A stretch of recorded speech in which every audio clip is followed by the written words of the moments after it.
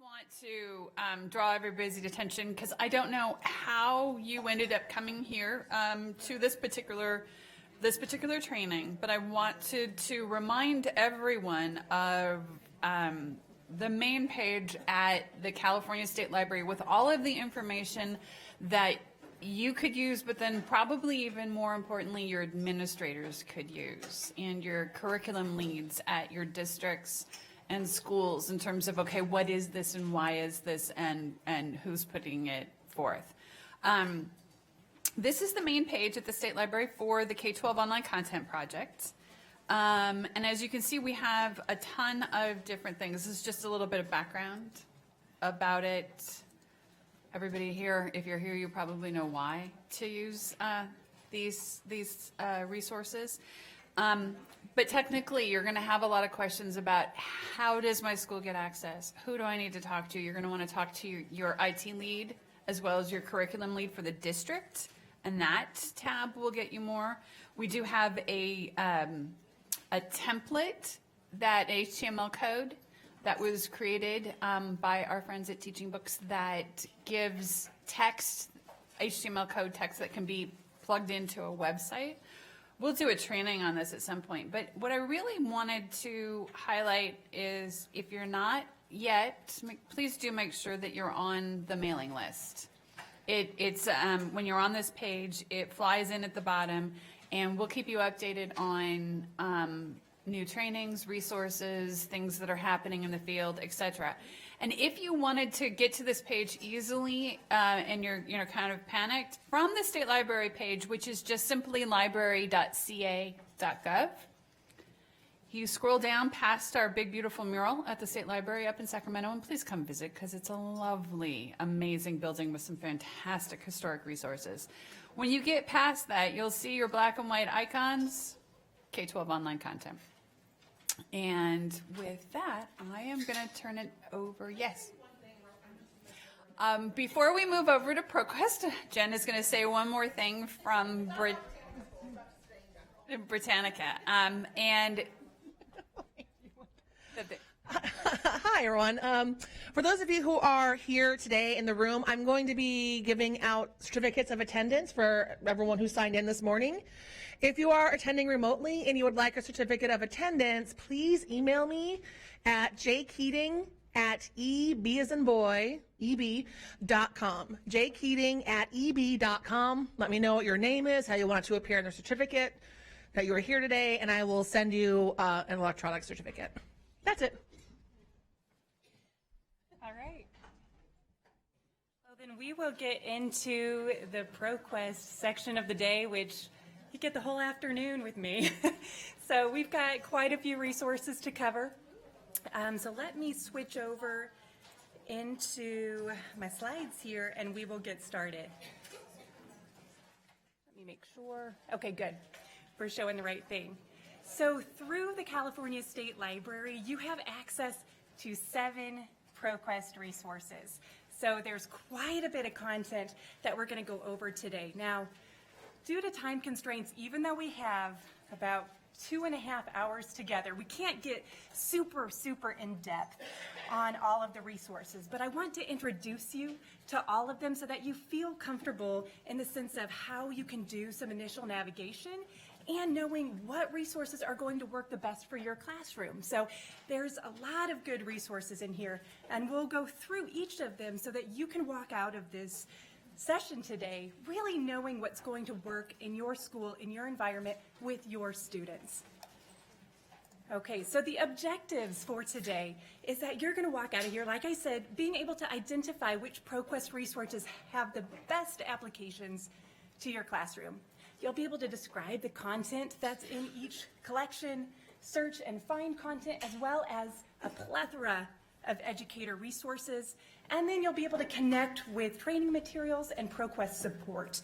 So that's going to be a very good thing to know walking away, because I'm sure that you're going to walk out of this session learning everything that you have today thinking, didn't we talk about something called SIRS? I can't quite remember what that is. Well, I'll show you where to refresh your memory, how to get in contact with me or other individuals at ProQuest so you feel confident finding the resources you need moving forward. So like I said, there's 7 resources that we're going to cover today, and I'll go into each of these, but I've put in my chart here some information about the audience for a given resource. I put the URL here, and this isn't something that you need to be frantically writing down or anything like that. The reason I put the URL information there is that, as you probably know if you've worked with our resources, there isn't just one portal to all 7 products. They're kind of spread out in different places. And I'll explain to you why that is. I mean, the short story is essentially that we've bought a lot of companies over the years. So we have different platforms, different access URLs. But as you'll see here, there's a couple of resources that we'll start with, Culturegrams and SIRS Discoverer, that are good for almost every grade level. So Culturegrams, we normally say the audience is about grades 3 through 12. If you are working with younger students, there's a lot of good images, videos, so you can still work with those resources with younger students, but it really goes across the entire K-12 spectrum. With SIRS Discoverer, we say about 3 through 9, but also applicable for high school if you're working with English language learners or others who maybe need to work with resources at a slightly lower reading level if you're in high school. We'll cover SIRS Issues Researcher, which is about middle school plus, as is eLibrary. ProQuest Central Student, which is a really good college prep resource. Schools and Educators Complete, that's good for high schools, but for educators. So if you're sitting here thinking, well, there's a lot of resources here for older grades, they're also for you as educators, especially Schools and Educators Complete.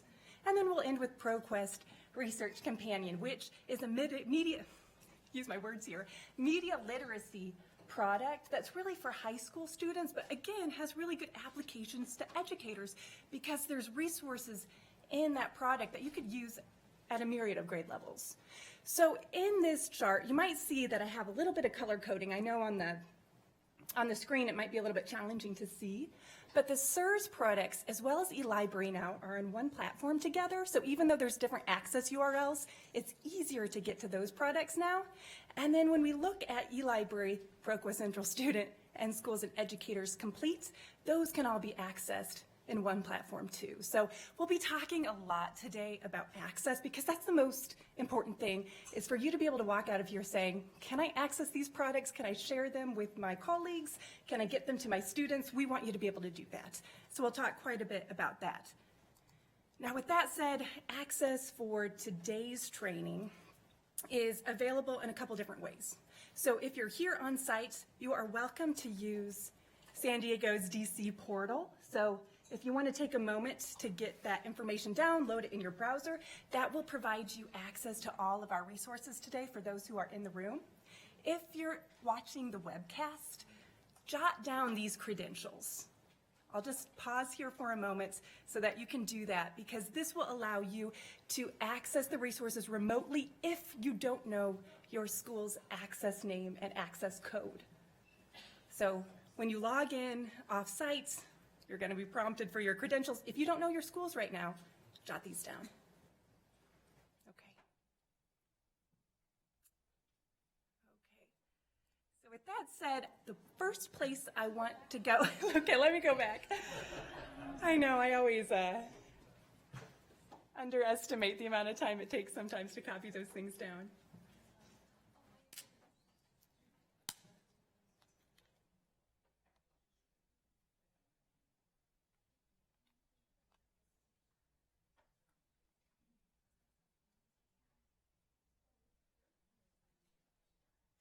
We feel good in the room? So scroll down to the bottom of the page, and then you'll see icons for all of our resources.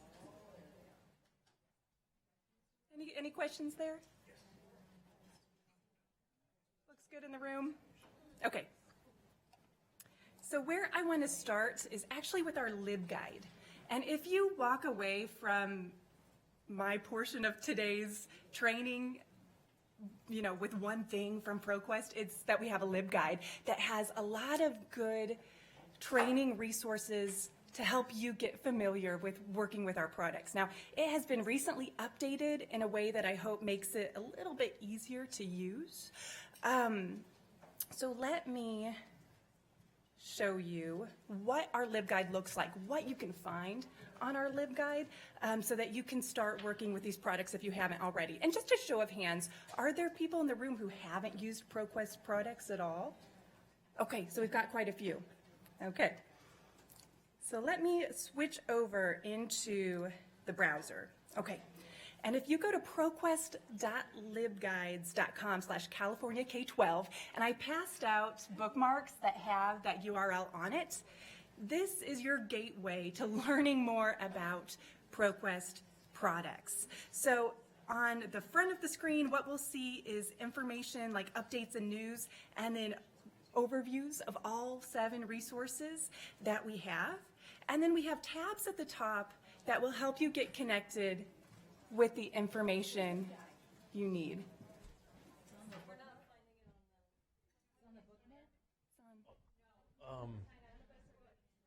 Oh, yeah. Excuse me. So if you're on the digital content portal, scroll down to the bottom of the page, and then you'll see the icons. So if you've gone to the digital content portal, that's where you can get access for today. And if you want to follow along and go to the LibGuide,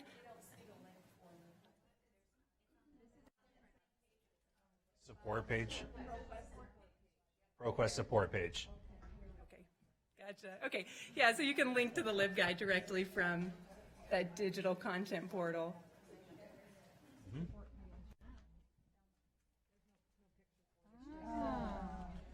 Sorry, it's an itty bitty little link.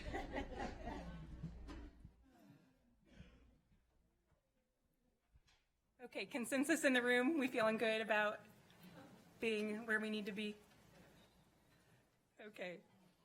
Okay, so let's take a quick look at this LibGuide before we move on. So if you're at the LibGuide, this is where you're going to find updates on our resources, news, an overview of all the resources. So, you know, if you're walking out of today thinking, oh, I've just got so much in my brain, I can't remember anything, this will help refresh your memory of what each resource is. If you haven't yet gained access to our resources, if your school or district hasn't yet signed up, we do have a link directly from here to register for access that directs you to the California State Library page that Mary Beth just showed. There's also, you know, a little bit of information about the online content project, as well as that shared template that she discussed earlier. Now, when you sign up, when your district or school signs up for ProQuest access, you are asked to put in what your IP ranges are so that you will be authenticated on site. So if you are not currently authenticated on site, we can work with you, our customer support team can work with you to get your IP ranges added so that you will be authenticated on site. Now, users can also access these resources off-site, but they'll have to use an access name and an access code in order to be able to do so. So again, when we sent your school district or your school itself information saying, you know, welcome to ProQuest, welcome to our resources, we would have provided an access name and an access code. And I understand that sometimes that information doesn't get disseminated. So if you don't know what your access name or access code is, please contact us. You can contact me directly, or you can contact our customer service team, and that information is on the LibGuide, who you would contact, and then we will get you authenticated. I don't right now, just because we have, I haven't pulled it, no. Yeah. Okay. So this is where you would find that information. Now, some people have said to me, I have an access code and an access name, and it is gibberish. It is just letters and numbers, and I don't like that. I don't want to disseminate that to my students because they're not going to remember it. If you're unhappy with your access name and access code, we can change that for you too. So I know there's quite a bit of intro into accessing, but yeah, go ahead, Oscar. Yes, we have a question from Christine online, and she wants to know, how do you get to ProQuest not via the digital content portal? Yeah, so to get to the resources, you can go to our LibGuide. So that's the proquest.libguides.com/California K-12. And then I'll just show once again. You can also go Sorry, this is Mary Beth with a mouthful of food. You can go to library.ca.gov, scroll down past the picture of the mural, click on the K-12 black and white icon. Once you're on the state library site, if you look at the icons that are over on your right, you will see that it says ProQuest, and then it has all the icons underneath. Click on the blue ProQuest, and that will take you into the ProQuest LibGuide. So hopefully those who are watching this remotely can take another moment to grab that access name, access code if you need it. And then, yeah, if you go to our LibGuide, then the links are available there. Okay. Okay, so let me switch back into the LibGuide just because there's a couple things I want to point out. So not only do I have some setup information and then information for our technical support that you might need to contact, we have links specifically for off-campus access that take you to login screens directly. So if you put together a list of resources on your school or district's website, then these are links that you can use. It's part of that template that Mary Beth showed earlier. So if you just want to grab that HTML, it includes kind of our usual links that we provide that provide access when you're IP authenticated, as well as these direct kind of off-campus links. And then there's some other, information in terms of customer and technical supports. Now, when it comes to training materials, since we certainly don't have time to really in detail cover all 7 resources today, I do want to point out that there are different tabs in the LibGuide that essentially, break off the different resources by grade level, be it elementary school, middle school, high school, that provide, I guess, additional training materials information, so other recorded webinars, more in-depth recorded webinars.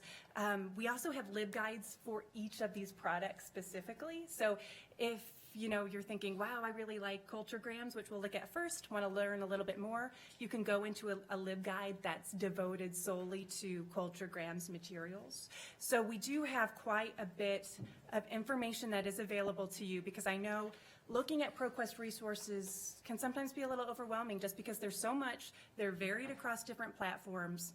The barrier to entry can feel kind of big sometimes. So I just want you to know that this is a place where you can find consolidated for you all sorts of different training resources so that you can use these products. So we've got a page, directly for elementary, middle, and high schools, as well as a student access page where they could, if they know their access name and code off campus, follow the links to access the products, or alternatively, if they're IP authenticated on site at your school or district, launch into the resources directly from here.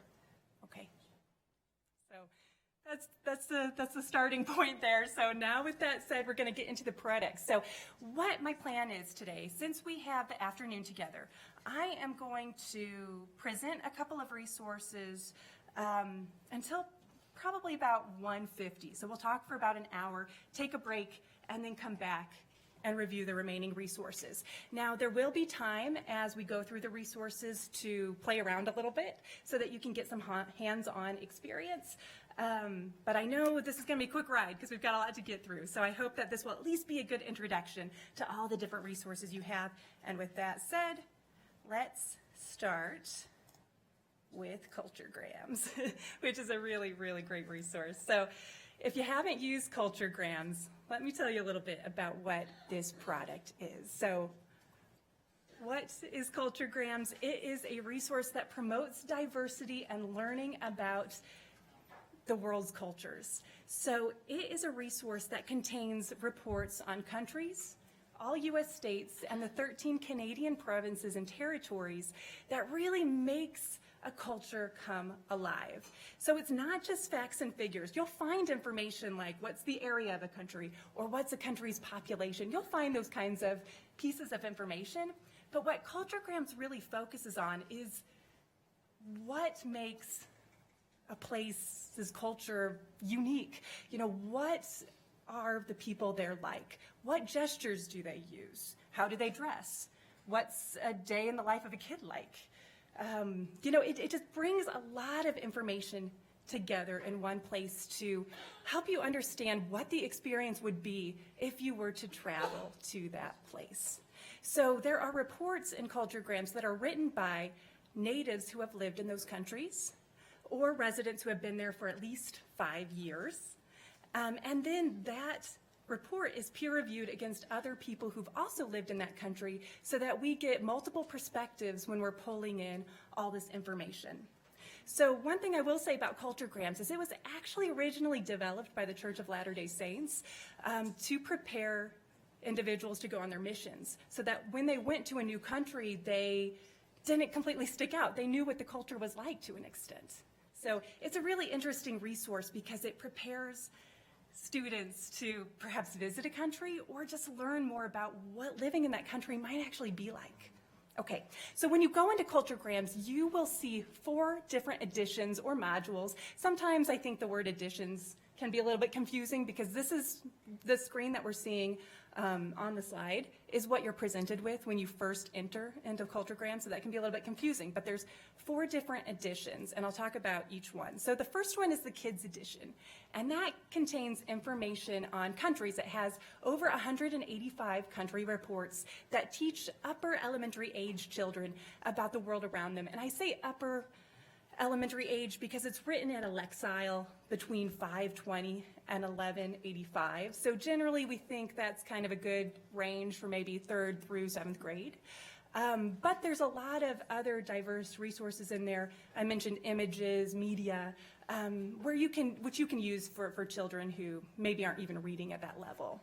It has up-to-date, engaging cultural information, historical timelines, fun facts, all sorts of good information is in that Kids Edition. Then we also have the States Edition and Provinces Edition. It's very similar to working with the Kids Edition, but obviously the subject matter is going to be either U.S. states or provinces depending on what you go into. So again, you're going to find colorful, easy to read reports on each U.S. state or provinces. They include images, maps, charts, data tables, and again, that's going to be at that lower lexile level. That's really good for elementary age students, junior high students. Then we see the World Edition, and that is also country reports like the Kids Edition, but it is written at a higher reading level, and it's suitable for generally grade 7 and above, and also adults. So I know I can spend a long time working in culturegrams myself just because I find it interesting.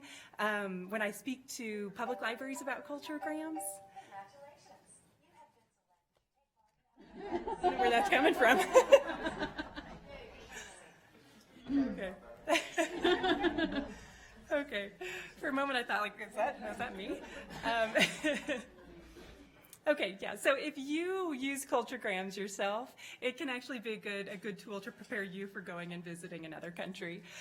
What you'll find in the World Edition is that it has different categories and reports and more categories than what you'll see in the Kids Edition. So there's 25 categories. It includes information that maybe kids don't care as much about, things like dating and marriage and personal appearance. That's going to be in this World Edition, which is for a little bit of a higher reading level, and then it includes additional media that you won't find in the Kids Edition. So it's essentially a souped up Kids Edition.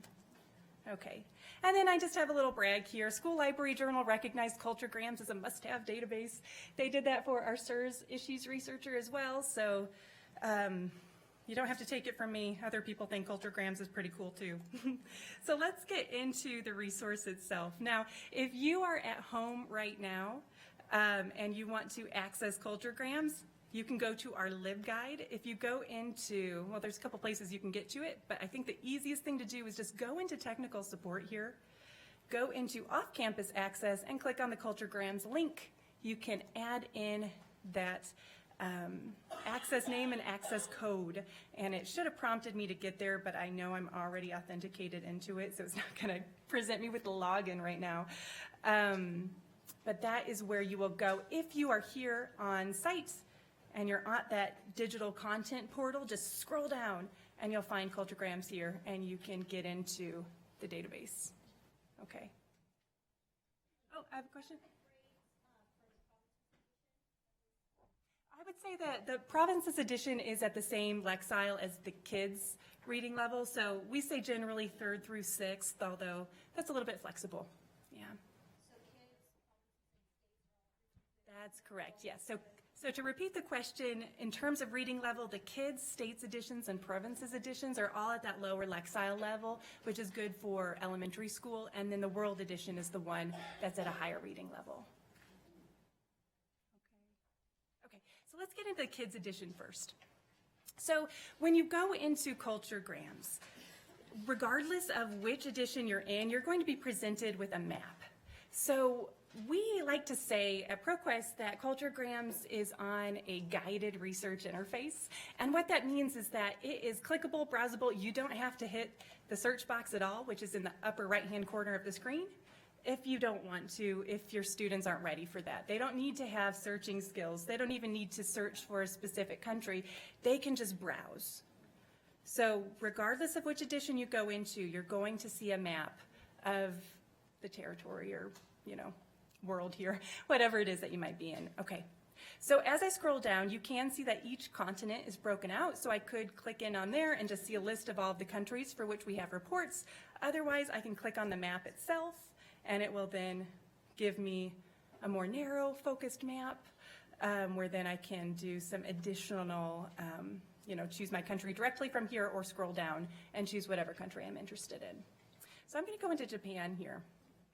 And when we get into a country report in culturegrams, this is always going to look very consistent. So right now, I know that I'm in the kids edition because of a couple of things. Number one, the branding is green. So if I have a green header, I know I'm in the kids edition. It changes, it varies by edition that you're in. I can also see pretty clearly in the upper right-hand corner that I'm in the kids edition. If I wanted to switch to another edition, I can do so directly from here.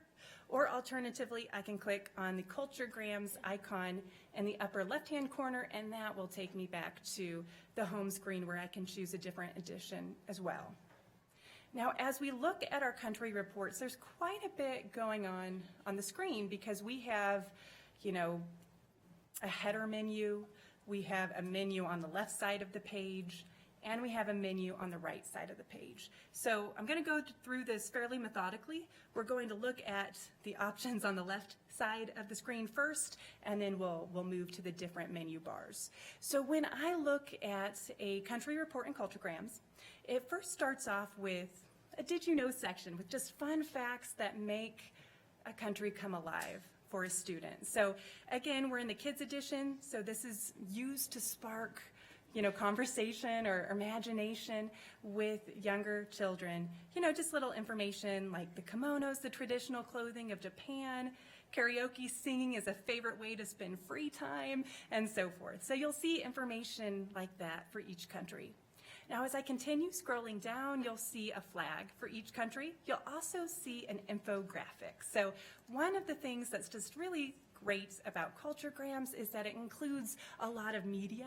So you can use, resources that speak to your students. It's not just all textual. So for the infographics, you'll see essentially the same layout for each infographic, where you'll see information about the average person of that country. So we can see that the average Japanese person has the median age of 47 and 0 siblings. That's always going to be compared to the world averages. You'll also see information what the ethnicity is, what the language is, religion, if they're city dwellers or people who live there, predominantly live in rural areas. You'll see that type of infographic for every single country that you load. Now, as I continue scrolling, you can listen to the country name spoken. You can also hear the country's anthem, and there's just some quick facts. So this is always going to look very consistent. There's also some maps here. There's a map, the detail map is going to, have different key cities kind of charted on the map. It's not, too in-depth here, but then the outline map can be printed out and used so that students could fill it in themselves or, as a geography tool or aid. Okay, So that's what we'll see there. Now, when it comes to the information that's in the report, that's all available in the left-hand side of the screen. So we can navigate through each section of the report just by clicking in on these different subheadings on the left side of the screen. So if I go into, for example, population, it'll have generally a paragraph or two of information, and then from there I would continue just kind of clicking down through the information that I'm interested in to learn about that particular country. Now, one thing I want to highlight, if you are looking at a section of a report and you see maybe a figure at the top, like here we're seeing the population of Japan, this is hyperlinked, so if you see kind of that green link, you can click in on that. And then that will actually bring you to a table where you can look at the population of all the countries for which we have data here. So you can kind of put together some of your own tables, and I'll show that later on in our training here. But if you just want to see, how does this compare to everyone else? I just want to see all the population data. You can link directly to that from within the report, and it's going to pop open in a new window. Okay. So as I scroll down, you'll see we have information about people and places like population, language. I always like the can you say it because it just teaches children, new languages where you can just say, hey, I know now how to say hello in Japanese. That's pretty cool. So it's just little things to engage your students. As we scroll down, there's also a history section. The timeline is a good feature because that's going to call out all major events. As I continue to scroll down, you will see that this is being updated continuously. So we do have information from 2019 included even in our timelines here. As I continue scrolling down, this is where you get into, the meat of what makes culturegrams culturegrams. We get lifestyle information, games and sports, information about holidays, food, schools, life as a kid. That's one I just always like because it really helps students relate with, their peers in other places.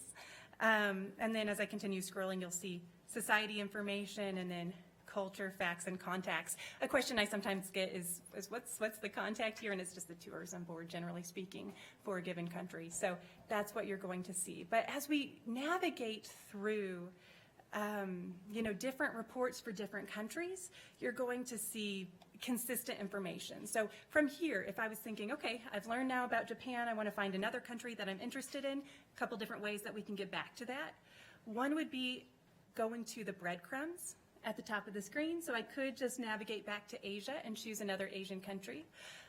Alternatively, I could go back to the Kids Edition homepage where that map will be visible and then I can go into another country.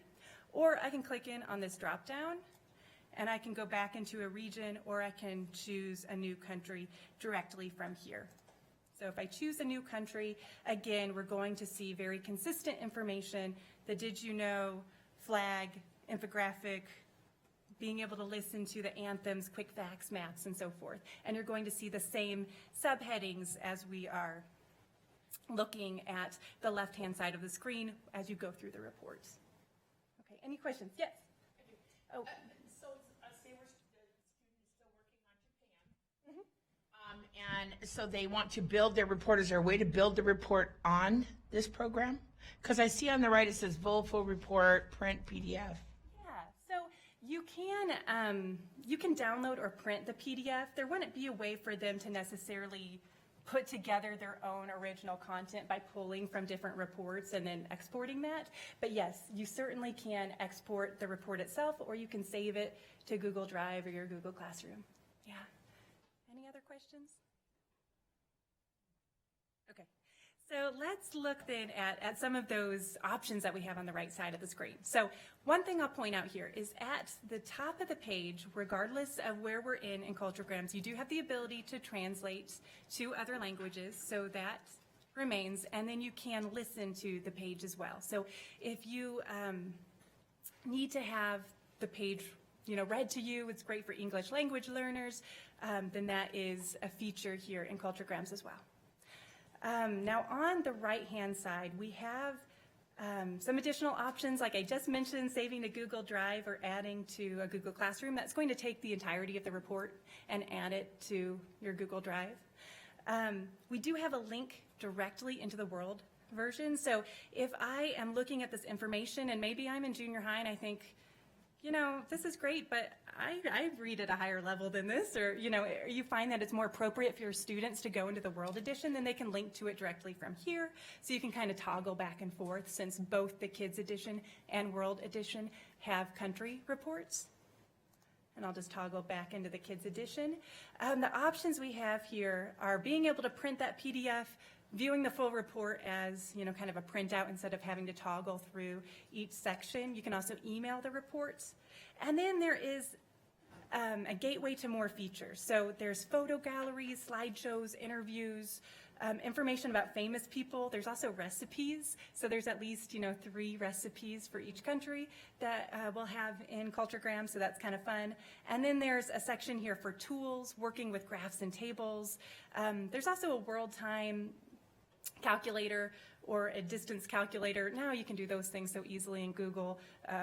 Sometimes you might feel inclined to do it there, but you can certainly do those calculations, currency converters here as well. And then there's also a section for teaching resources, and I'll come back to that. I'm not going to disregard some of that information here. We'll look at that as we kind of look at the different editions. But just so you know, that's where you're going to find all of those tools. So that's what we have when we're looking through the right-hand side of the screen. Now, in the top of the screen, that top navigation bar, it essentially just duplicates some of those options we see on the right side of the screen. So photos, slideshows, videos, interviews, famous people, it's all here as well. So there's just 2 ways where you can navigate into those sections. Okay, so just to show you, if I go into slideshows, for example, it's going to be arranged by country, and that's just going to be alphabetical here. And so if I wanted to see agriculture in Albania, for example, then I can just toggle through the different photos. So you'll see information like that. Something else I really love in Culturegrams, just to highlight something, is interviews. So if I want to look at interviews for a particular country, then I can either access those directly from the country report, which will take me to the interviews for that country that I'm currently in. If I go to the interviews at the top of the screen, that's why I'm seeing absolutely all of them. But I can click in, and it's just a written interview that I can listen to if I want to, audio, that, you know, has different individuals that live in these countries explain what a typical day in the life is. So they're asked different questions, and this just brings these individuals alive. So as I read this, you know, I can learn what it's like. You know, I'm 30. What would it be like for me if I lived in Albania? So that's something like that. Okay, so that's a really nice feature. So let me just quickly go into some of the other editions just so you can see how they're a little bit different. I'm going to click in. I just clicked in that top of the screen, that ProQuest Culturegrams in the upper left-hand corner. That takes me back to our main screen. If I go into our States edition, it looks very similar to what we're seeing in the Kids edition, but of course it's going to be a little bit different. So we have a map again. I'm just going to click in on Wyoming. And if we look at the left-hand side of the screen, we see all of those different subcategories in the report.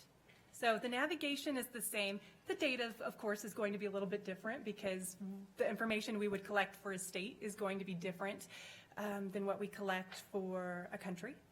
So you will see slightly different information, but you still get a timeline and then information about the people, cultural notes, and so forth. One of the things I love in Culturegrams personally is coming in and looking at state symbols, because you also get recordings of all the state birds. So it's just kind of a nice little thing in there.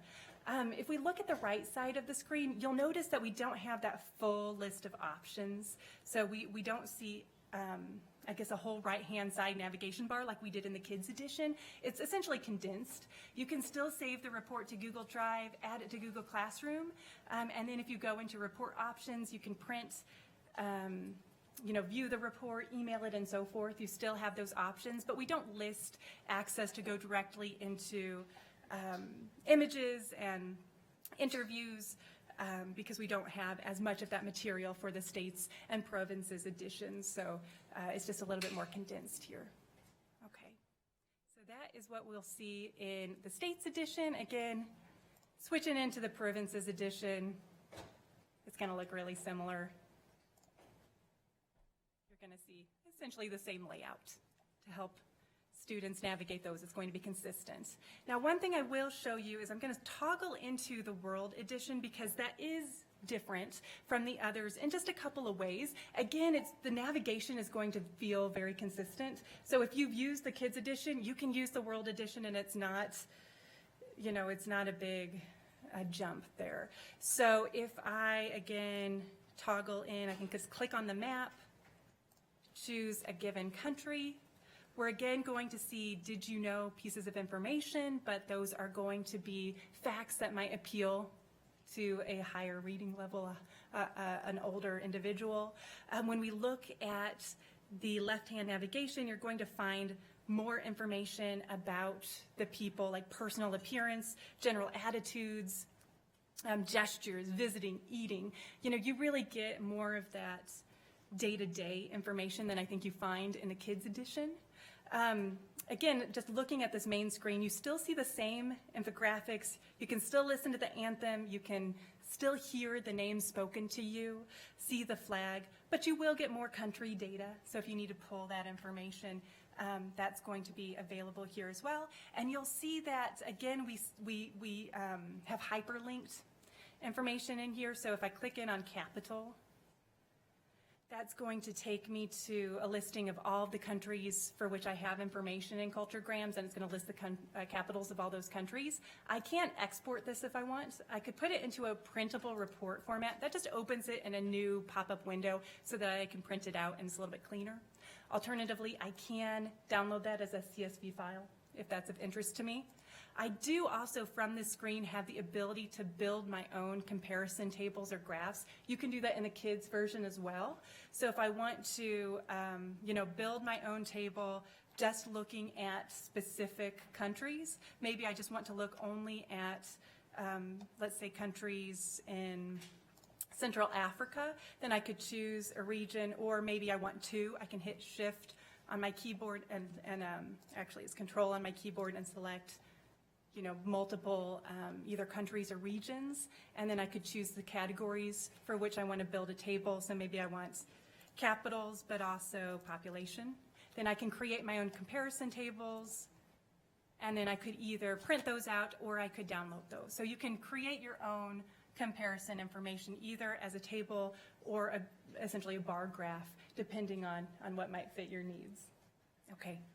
So I know that's a really quick overview. I'm going to switch back into my PowerPoint because I want to give you a few minutes just to play a little bit with the product. These are just prompts. If you want to find these particular pieces of information in Culturegrams, feel free, or play around at your own pace. And if you have questions, let me know and I can answer them.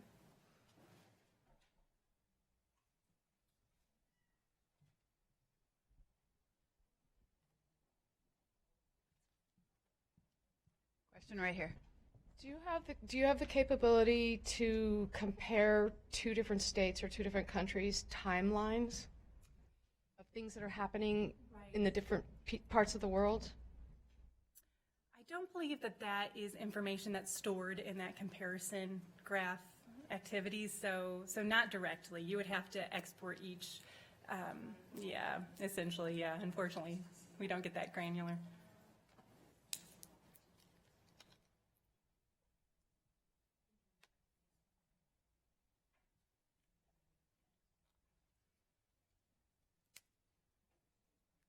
I see a question. Suggestion to go with that one. One thing that's been really useful with my students that they've really enjoyed, especially with the timeline and with the infographic, because it opens in another window, I'll show them how to split screen it so they can have the infographics of two different countries next to each other. And then that's led, I did this with third through fifth, but it's led to some really great discussions about like income inequality and okay, well, let's look at the difference in the life expectancy of these two countries. Give me some ideas. Why do you think these countries have such different life expectancies? So that's been a really useful tool as well. Yeah. More questions or comments and suggestions?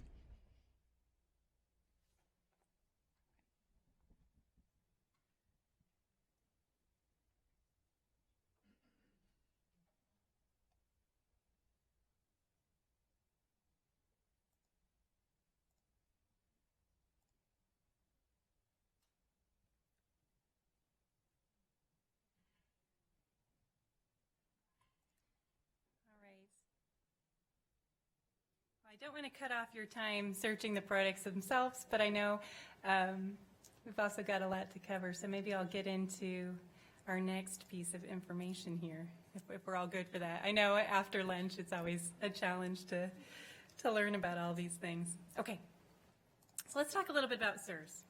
The next two products I want to cover are SIRS Discoverer and SIRS Issues Researcher. So my question I want to pose here, does anyone know what SIRS stands for? Maybe not? Okay, I love what it stands for because it really opens up what it's all about. SIRS stands for Social Issues Resources Series. And so what you'll find in both products, SIRS Discoverer and SIRS Issues Researcher, is a lot of information about controversial issues that are prevalent in society. And it engages students in critical thinking. Okay. So the first resource that we'll take a look at is SIRS Discoverer. Now this is generally promoted for grades 3 through 9, with grades 4 through 8 really being the sweet spots. So it's a reference resource that's designed for elementary and middle school students. Also can be used in a high school setting for those who might need a little bit of a lower reading level, or if you're working with English language learners. It contains content that is hand-selected by editors. And when you go into the SIRS Discover interface, essentially we have information in SIRS I guess separated by different research topics. So it's divided into 4 categories: famous people, countries, states, and provinces, controversial issues, and animals. And the reason that we have these 4 kind of broad research topics is that our schools were telling us that these were the sorts of projects or information that students were looking for, so we just wanted to make it as easy as possible to find information on these topics. So when we go into SIRS Discover, there's a bunch of different resources that include things like newspapers, magazines, books, images, graphs, tables, political cartoons, websites. Again, there's this different content to help students gain some media literacy so that you can interpret a political cartoon, you can interpret an infographic, and start to understand different types of materials. You know, if I'm looking in a newspaper, what is the opinion, and things like that, okay? Now, SIRS Issues Researcher is for a slightly higher reading level. Generally, we would say, you know, grades 6 and above. So essentially middle and high school students. It includes 360 topic overview pages with sources about opposing viewpoints or controversial issues. Sometimes we call those leading issues as well. We used to refer to it heavily as pro-con issues. Again, the content is hand-selected by editors. And there's a lot of educator resources included in this product, like curriculum guides, note organizers, and so forth. So if you see in the right-hand side of the screen that I'm currently sharing, when you load up a topic overview page, you're always going to see an essential question about that topic. So for example, this one on driverless vehicles is, do the benefits of driverless vehicles outweigh the risks? And there's different viewpoints on that. And there's going to be information that supports each viewpoint so that, you know, you could have a debate in your class, or perhaps the prompt is that students need to decide what viewpoint they agree with, and it gives them the resources to do that. So again, you're going to see newspapers, magazines, books, also scholarly journals, because this is for a higher reading level, government sources, political cartoons, images, and websites. Now, some of you might know that SIRS went through a change this summer. So if you've used SIRS before, it's a little bit different. So I just want to quickly cover what is different about SIRS. The first big difference is that we had a platform upgrade, and new features came with that. So it is now on the guided research interface where eLibrary currently lives. So I put our URLs there. That information's all in the LibGuide, so don't worry about copying down those URLs. If your school maybe has a website where you are providing access to SIRS and you're sitting here thinking, I did not update that, you're put here that this was released on August 1st. I haven't changed my URLs. Don't worry about it. It's auto redirecting right now. So you've got until, you know, the end of the year or so to change that. And the reason that we moved to this new platform was that it will be consistent with eLibrary. It also has now a Microsoft OneDrive integration. So you can save to either OneDrive or your Google Classroom or Google Drive, depending on what you use. It also We'll index the information on our ProQuest academic platform so that you will be able to search SIRS data, SIRS content across or you can cross-search it against eLibrary, ProQuest Central Student, and also Schools and Educators Complete. So all that information later this year is going to be available in this one platform. Although using the guided research interface is usually what we recommend for students because it's kind of point and click. So what you'll see is that the interface is a little bit different. If you haven't seen the previous interface, don't worry about it. It's just a little bit cleaner. There were some features for those of you who are familiar with SIRS Discover that changed. We removed the ability to do subject browsing. We removed the Spotlight On feature, and then the ability to browse nonfiction books and science fair experiments from our home screen, just because we heard that that was a little bit underutilized. All that content's still there. So don't think you got rid of the nonfiction books. What were you thinking? No, everything is still there. It's just a little bit different in how you browse from the home screen. So we'll see that when we look at the product in the live environment. There's also a SIRS biographies feature that was added. That's that famous people section that I mentioned earlier. And that was just because we wanted to make it easier to find information about famous individuals for students who are doing biography projects. So that's a little bit different. Similarly, SIRS Issues Researcher had a little bit of an interface update. It's just going to look consistent. So now when you go into eLibrary, SIRS Discover, SIRS Issues Researcher, it's going to be a very similar experience, and that, I hope, will help you and your students navigate this more easily.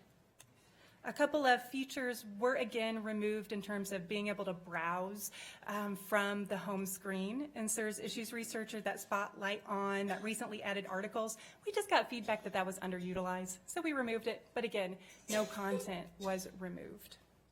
Okay, so let's go into the live environment here.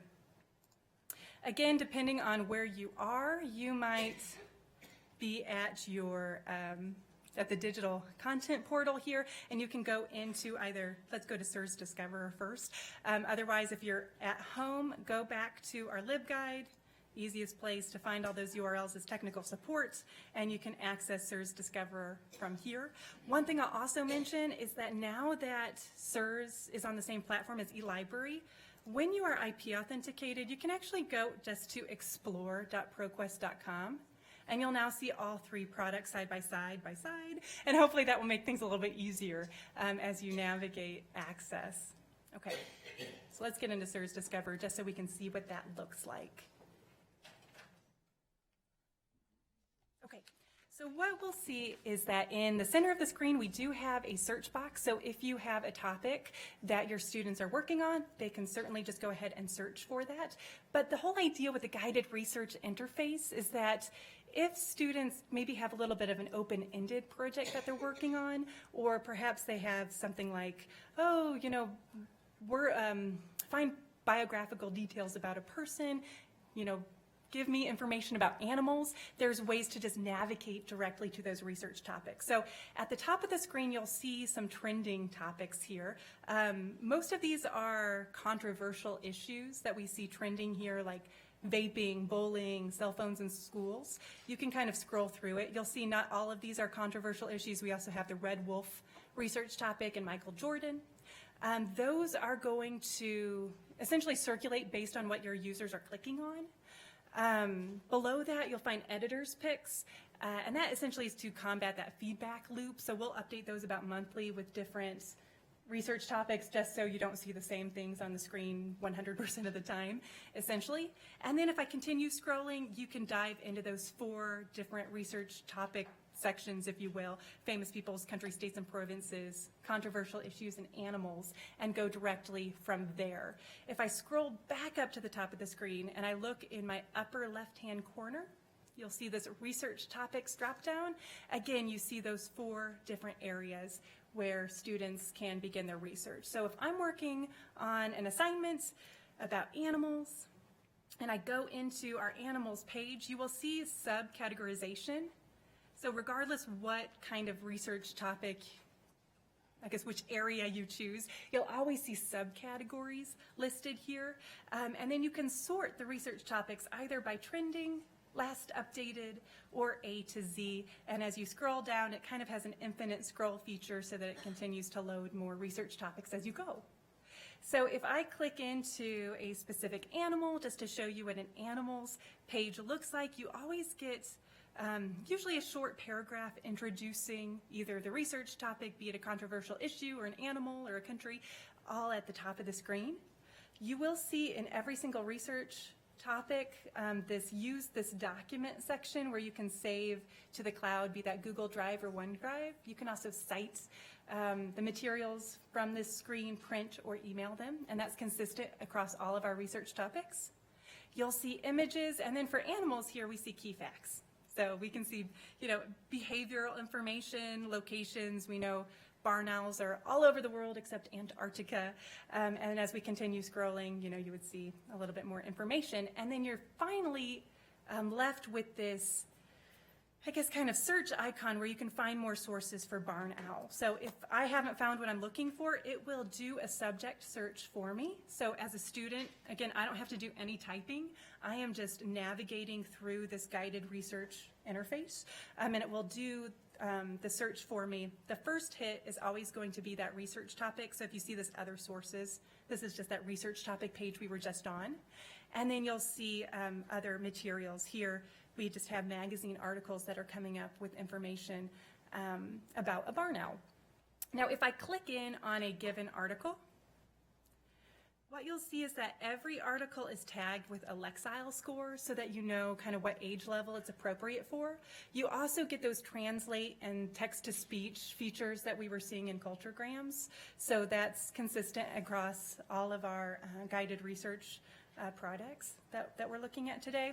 And so then I could just, continue to read this magazine article. There's going to be images in line and so forth. And then as I continue scrolling down, one of the features of being on our new platform is that related subjects are available here. So I can continue my research. If I want snowy owl now, I can do a new search for that. Here we're actually pulling in some books and newspapers and so forth.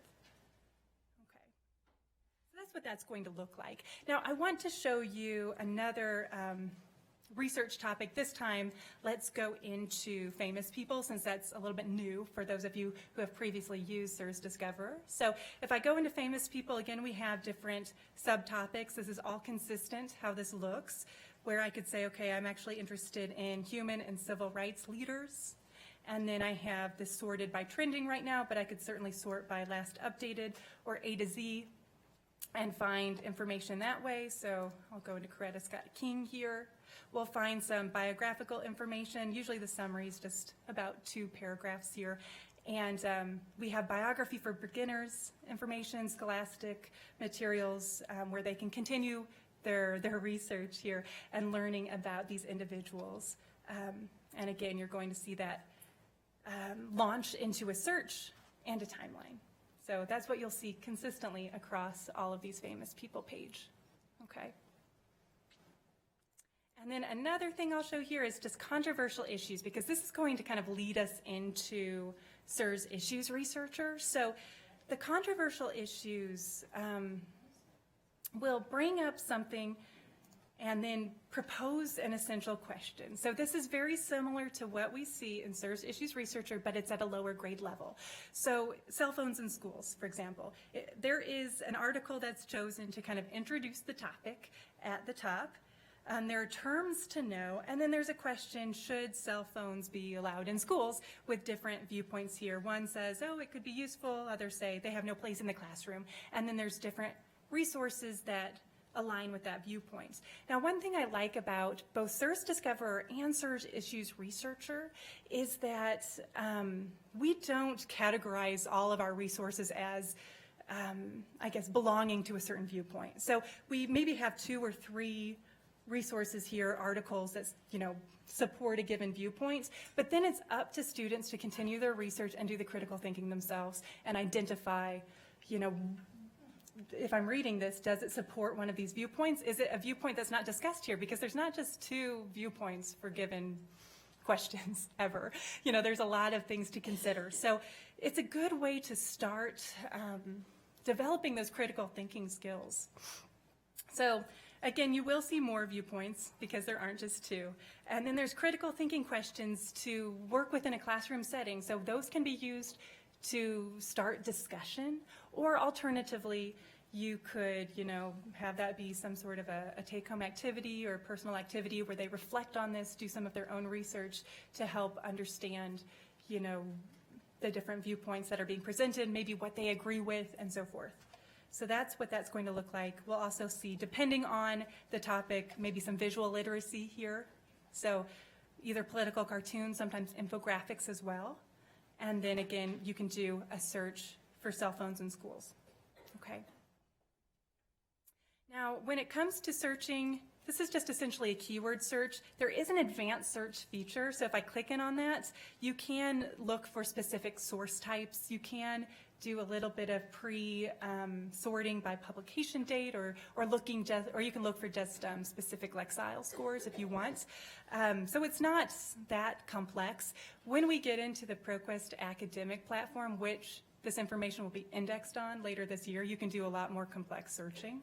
But that's what you'll see in terms of the advanced search. So if, for example, I'm thinking, I used that Science Fair Explorer a lot in the past when it used to be available from the main screen. You can just search for science experiments and be able to find that information. And that was, a bunch of articles that contain different science experiments that were useful for students. As I look at the left-hand facets, I can look at different source types or publication dates here. Okay. So that's kind of what we're going to see for SIRS Discover. Now, I want to switch over into SIRS Issues Researcher so that we can get a quick look at that too. But are there any questions before I move over?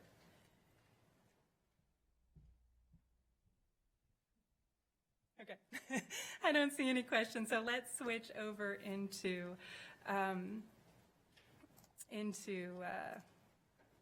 SIRS Issues Researcher. Now I shouldn't choose a favorite product. But if I had to choose one, it is SIRS Issues Researcher. I love this one so much. So again, it's a consistent experience from SIRS Discover and now eLibrary, now that they're all on the same platform.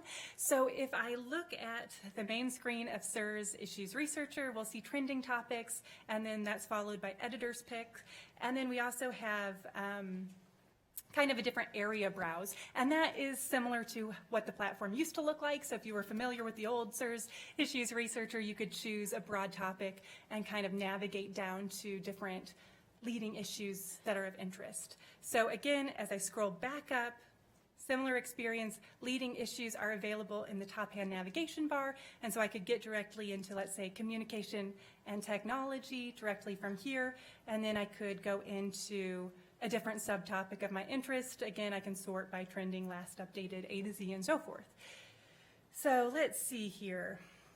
I want to click on cyberbullying, and the reason I'm clicking on that one in particular is that I know there's also a research topic in SIRS Discover for it. So what you might find is that some of these topics are in both databases, both SIRS Discover and SIRS Issues Researcher, but because SIRS Discover is for a lower reading level, the questions and the content that our editors curate is a little bit different, so that it speaks to higher elementary or middle school age students, whereas this is more for upper middle school and high school age students. So again, we're going to see a summary of the information as well as that essential question with the different viewpoints, and then resources that support those different viewpoints.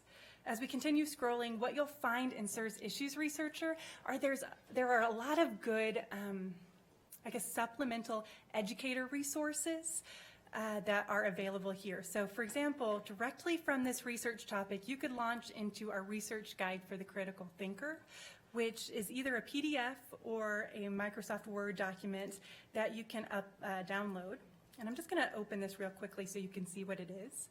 But it guides students through the research process using SIRS Issues Researcher as the only online content resource they have to use. So this would get students thinking about a project that they're working on, where they maybe pick a topic. They define what the purpose of their project is. Are they writing to persuade, writing to inform, writing a speech, preparing for a debate? They have to define who their audience is. And then it prompts them to think about things like, does this issue relate to my personal life? Has it affected my community? And as you continue, I guess, looking through this research guide, you'll see that there's different steps like developing basic knowledge so that they can think about the issue. They can select a focus and then separate fact and opinion. So that's so important today, especially looking at news articles. Am I reading something that's fact, or is this just opinion? So yeah, so let me show you again. So the question was, how do we get to that? This particular curriculum guide was just available from the research topic. I'm in cyberbullying, but I'll show you where you can get to all of them together so that you don't have to, hunt through different topics to try to find what you're looking for. So again, looking at this topic, we again get critical questions. We have a political cartoon. We have a timeline. So you're going to see that consistently for all of the leading issues that are in this resource. So regardless if I switch into, let's just go into world culture and politics. I'm going to click into the subcategory of world conflicts and Chechnya. You'll find a consistent, summary, an essential question, and then a curriculum guide that works with that particular research topic, critical questions, political cartoons, timelines. That's all going to be the same regardless of whatever issue it is that you're learning about or you're teaching your students. Okay, so before we take a little bit of time to do some hands-on activity, I just want to show you those educators' resources. So if we look in the upper right-hand corner of the screen, you'll see a link to educators' resources. And this is where you will be presented with quite a few different options in terms of, subscribing to our newsletter, system administration options, training webinars, and so forth. But what I want to pull your attention to is these curriculum guides in the middle of the screen, as well as the note organizers. So that research guide that I opened earlier, that was available right here. We also have curriculum guides for editorial cartoons, infographics, primary sources, statistics, and argument writing. I personally think the primary source guide is pretty good because it defines primary sources, gives students some examples, and then it prompts them to actually go find primary sources and do some analysis so that they understand what they are, and it really guides them through that process, and those can be used as a good teaching aid. Alternatively, these note organizers are really good to help students organize their ideas when they're working on different projects. So if I am going to write a paper, let's say I'm writing to inform or I'm writing to persuade, I can click in on these note organizers and they will help me to, kind of hash out viewpoints. I can just type in the screen here and then, save or print this PDF. And it will allow me to think about the different viewpoints, reasons, evidence, and so forth. And we have a couple of different versions of the note organizers that allow for more than 2 viewpoints, for example, just to organize information a little bit differently. So I would really strongly encourage that you look at those. Okay. So with that said, I want to take some time now just so that you can explore the resources a little bit. So again, here's just some prompts on the screen. You don't necessarily have to follow them. The D in parentheses is discoverer versus issues researcher. So please take some time. I'll be here for questions, and then we will maybe take a short break to stretch our legs. Okay. Are there any questions right now?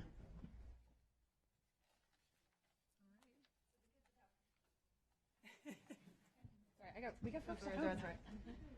So the kids have to access this through San Diego County, or like through how we're going to be able to get on. So they can write if they wanted to fill out one of those forms in critical thinking. Yeah, so the way that they would access it is if they're on site, then that's IP authentication.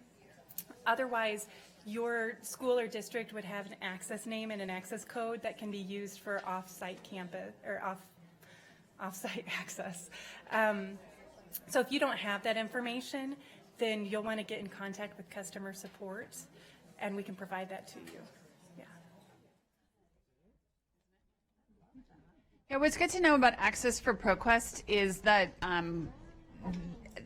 you need to work with IT. There's so many different resources, and authentication is a little bit different. And like Lindsay said, we can streamline the access name for your district and streamline the access code. But that's either done by your IT lead, who is the administrator of the ProQuest account, or that would be something that would happen through customer service at ProQuest. You can always email me or try to get a hold of me at the library, and I can try to help mitigate that if there seems to be some confusion. But that's how you would do it. What's really important to note also, again, if you take a look at the template that was created and the fact that, like, let's say you send a student's working at a weekend at a public library, they're going to want to try to get into these ProQuest resources through the remote links, not through, and the reason why is they may end up getting an error message if that library doesn't subscribe to the same resource. Whereas if you go in remotely and have the remote access information and credentials, then they'll be able to get in.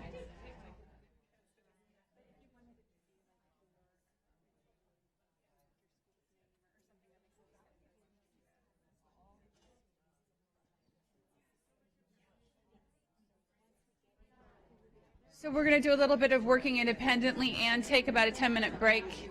We'll be back here in 10 minutes. If anybody has a question in the meantime, just go ahead and ask it. If you have a question and you are remote, please definitely email Oscar. That's Oscar at the acronym for San Diego County Office of Ed, SDCOE.net. Here's a question here. Lindsay, we have a question over here. Oh, she's busy talking. Okay. Should I wait? Let's give it a second to see. What's the question?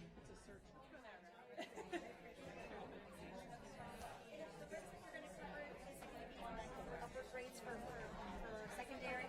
I'm only up to grade 6, so I have to leave. Thank you so much. So great. The other stuff is thank you.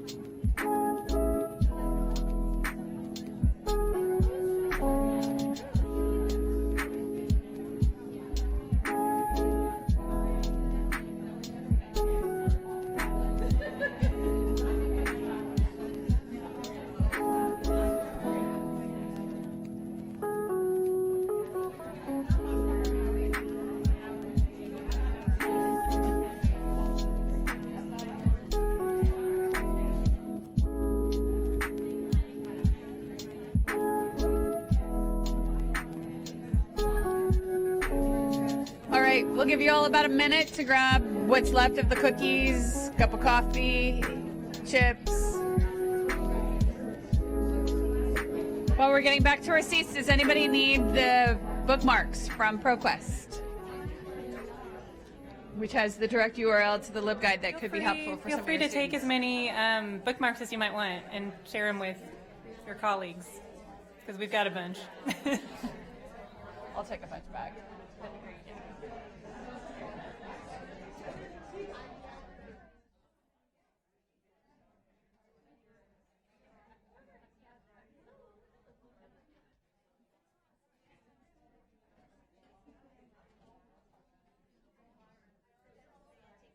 Oh yeah, please, take as many as you'd like. I have tons at home.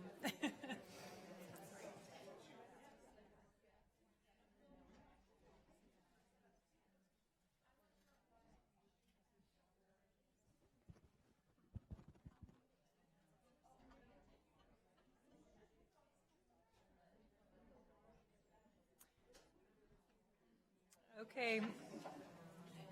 I think we'll get back to it in just a moment here, so I'll give you a second to get settled.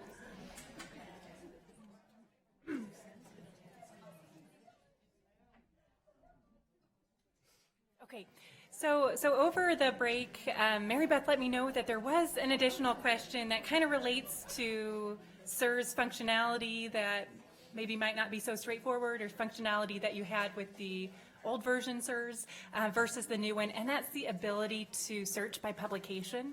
Now that is something that you can do in SIRS Discover or SIRS Issues Researcher, but it's not very straightforward. So this is more of a, I guess, an educator search strategy than something that maybe you would necessarily pass on to your students.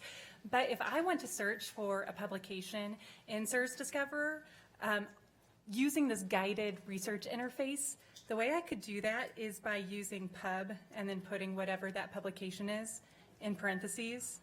So if I want to look for Hopscotch, for example, because I know that's a magazine we have in here, then I can search for that by putting it in pub. Now there is a kind of more advanced search strategies document that I have on the LibGuide that will show you some of those features, because you can also do some subject searching. And, you know, I showed you the advanced search. That's not, you know, maybe what we consider as librarians advanced. That's just advanced from a student perspective, perhaps. But there are some strategies where you can search on specific pieces of metadata. So that's something that I'll have on our LibGuide. And as we get into the ProQuest academic platform, which SIRS is going to be added to, then you get a lot of advanced search strategies and behaviors. So just something I wanted to let you all know. Now with that said, we're going to continue on. We have covered 3 of the 7, so we've got 4 remaining. But I hope that you'll find a lot of utility in the next 4 as well. So the next thing we're going to look at is eLibrary.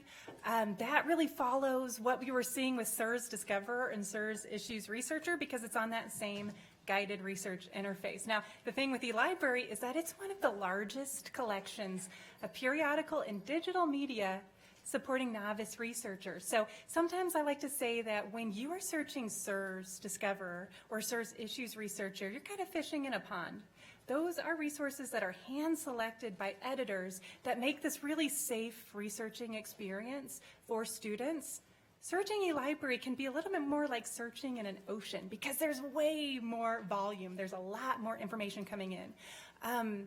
With eLibrary, it is more of almost like a traditional database, if you think of academic databases that you used in college, in the sense of it indexes information from publications where it's, you know, every article is coming in. So if I have school library journal in eLibrary, which I do, it's going to be every issue, every article, you know, coming in. And so it's all of that information, whereas with SIRS, that was hand-picked. So I might have an article from School Library Journal. I might have an article from Time, but I don't have the complete runs.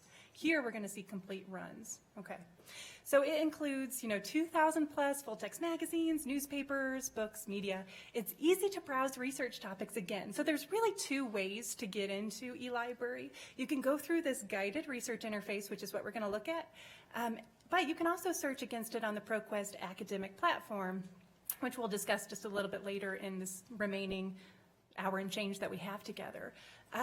There's also searches that are designed for educators that correlate to state and national standards, and that's on that ProQuest academic platform, and I'll show you what that looks like too.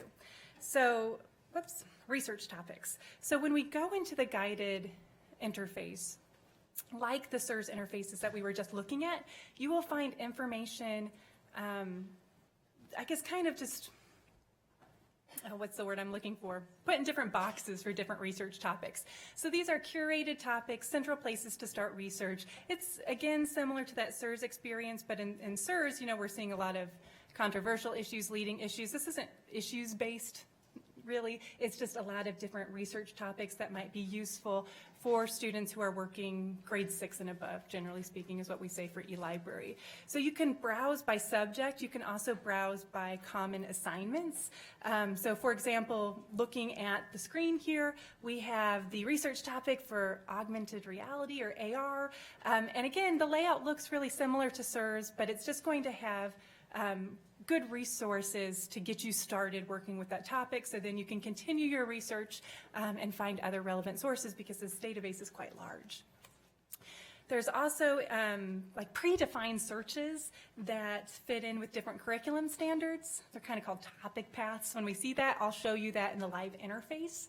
But that is a way that you can find materials in eLibrary that sync up with different standards that you need to hit. So with that said, let me switch over into the browser and we'll get back in.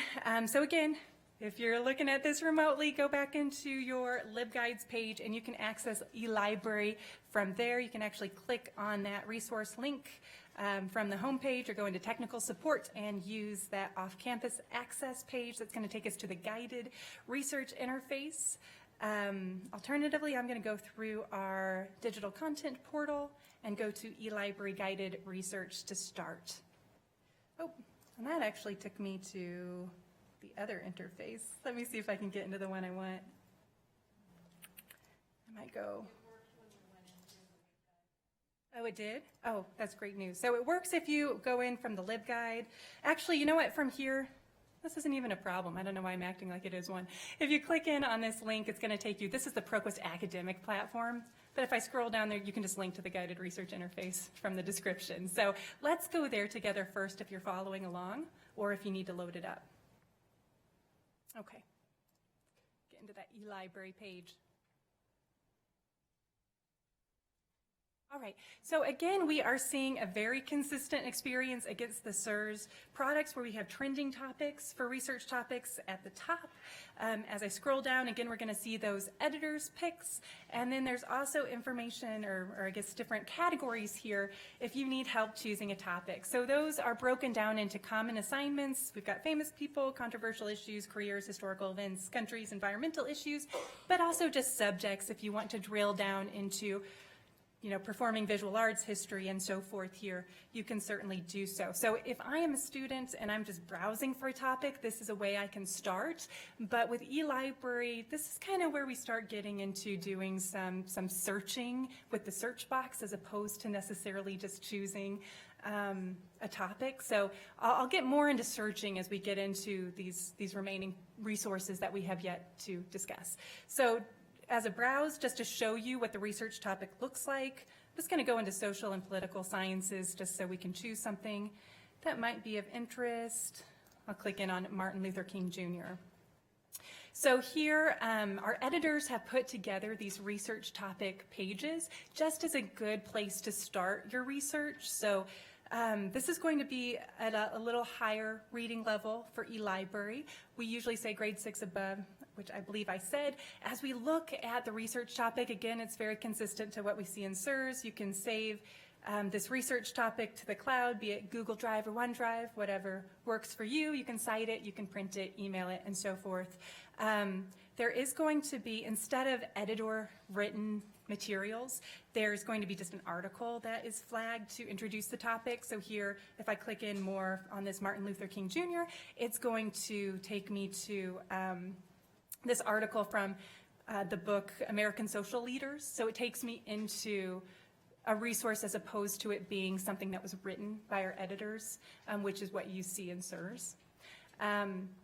One of the benefits of this and the SIRS products being on the ProQuest academic platform is that you will see related documents. So as I go into an article, if I look on my left-hand side, I didn't point this out in SIRS, but you will see related documents. That's just using an algorithm on the back end, looking at subjects or keywords to find documents that might relate to whatever it is that you're currently reading. So that can be a good way to kind of follow a trail as you continue your research.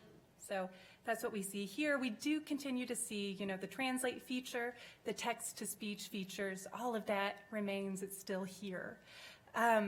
Now, if I want to search eLibrary, again, I can just use the one search box. So if I'm, interested in, I don't know, South American history, I might, I don't think, is his name Salvador Allende? That is first name, yes it is. I started questioning myself. So if I'm thinking, okay, I don't want to browse for it, but maybe there is a research topic on this. I can just do a keyword search, and I do see a research topic return to me at the top of the screen. So as you're doing some searching, if there's a research topic, that's always going to be the first hit, so you'll know pretty easily, and then that could be a great place to start for your students. Then you'll see some media. So we try to put that to the top so that you can see images or other media that we might have to promote visual literacy. And then we've got newspaper articles and so forth. As I continue scrolling, there will be a bar with related topics. So here, Chile, South America, politician, U.S. foreign policy, all of that might, relate to what I'm working on or be relevant and help me find good sources for my project. So that's what I see here as I continue scrolling, lots of images and so forth. Now, looking at our left-hand facet screen here, you'll see that I can still facet by source types. And here, there's just many more resources. When we were doing our searching in SIRS, I kind of noted that we had this facet menu, but you would just see magazines or, the leading issue topic or not much more. Here we're getting, over 10,000 newspaper articles, magazines, scholarly journals, images, books, multimedia, web resources, transcripts. Other sources includes like the research topics. So if you're wondering what does that mean, it kind of a catch-all, but that's where you're going to find those research topics. You can also do some limiting just to primary or secondary sources to introduce that concept to students. And then you can still do some limiting here by publication date. Now, if I go into my advanced search screen, again, you'll see the ability to limit to primary and secondary, primary and I said secondary twice now, scholarly sources here. So you can do some limiting there. And then you have that Lexile limit, but otherwise, it doesn't come across as super advanced. So if you're thinking, I'm ready now to teach my students search strategies, I want them not to just see these options, I want them to see more, that might be a good time to launch into the ProQuest academic side of eLibrary. And there's a couple ways to get there. One of those was when we clicked on the link from the DC portal, we went directly there. Alternatively, a place you might go just to directly get into the other interface is this Educator's Resource button at the top of the screen. So that's in the upper right-hand corner. And that's going to link you to curriculum standards correlations, which will launch you into the ProQuest academic platform. You can also just go directly to eLibrary on the ProQuest academic platform, and then also our LibGuide is available here too. So if I click into curriculum standards, then that's going to take me to a browse section of eLibrary. So if I click in on California here, I think it's going to load all the states for me. Yeah, there it goes. And I scroll down to California. I can go into different state standards here and then find materials that relate to these different standards. We update these twice a year. Our editors update them twice a year. And so I don't know offhand when the last time they were updated, but I do know that they are on a regular update schedule. So if I want to click in on, I'm looking at grade 7 materials, language standards, you continue drilling down through the standards themselves. Let's see here. And if I want to look for information that's pertinent for grade 7 English language arts, the grammar subject tree, I can view documents, and it does a predefined search for me that will return materials that are relevant to that particular state standard. So that's what you're going to see if you launch into the curriculum standards and open ProQuest Academic the ProQuest Academic platform that way. Okay. That's what that looks like. Now, I do want to talk a little bit about the platform, and I'll get more into detail when I talk about ProQuest Central Student, because that's all on this platform as well. But there's a basic search where, again, you can just do those keyword search. There's also an advanced search feature where you can start using Boolean operators, you know, linking ideas or keywords with and, or not. You can also do a little bit more faceting by source type, document types, and language. You can limit just to peer-reviewed material. So we use, you know, slightly different language in the ProQuest Academic platform because it's for a higher, you know, scholar level. So here, you know, instead of calling it scholarly resources, it's peer-reviewed, and it does have to go through the peer review process. So we're going to see some more additional options here. You'll also see the ability to search or browse publications directly. So one thing I just want to touch on is earlier when you were learning about Britannica, there was a question of access to New York Times, and we actually have the New York Times included in eLibrary as well as ProQuest Central Student. Now, the thing with that is that it is going to be HTML. You're not going to be able to look at the newspaper, you know, like you would see it online if you go to nytimes.com. But if you have identified an article and then you're hitting the paywall, come over here and you can search for that article and read it. We have, I believe, I can look it up here. We have a publication search, so let's do that. We have, I believe, 1980 to present for the published print version, and then we have 2015 to present for online content that's being published to the website. So that is refreshed, updated every day. There's no embargo. So if you need to find some New York Times articles, then that content is in eLibrary, and it's also in ProQuest Central Student. There's a little bit of overlap there. So as I do my publication search, you know, New York Times has different editions and different names. So we're returning not just, you know, one publication here. We have the New York Times late edition. That's that published edition, 1980 to present. You're always going to see that full text coverage information on this publication screen. We also have the book review, New York Times for Kids, New York Times Magazine, International Edition, upfront video, the different versions that are available, and you'll see the different coverage dates. So, oh. I just missed how you got. Yeah, let me show you that. So I was on, if you go into eLibrary on the ProQuest Academic platform here, it's just up in this navigation bar. So there's basic search, advanced search, publication, and then it's browse that will get you back to those curriculum standards.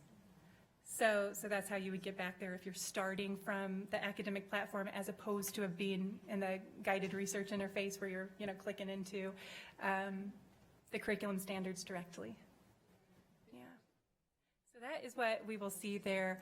And looking at publications, you know, we see that there's 2,100 plus publications in here. So there's, again, quite a bit of content, you know, that you don't find in something like SIRS, which is, you know, really edited, culled down so that it's more appropriate for those younger students. This is where we're getting more into preparing them for college.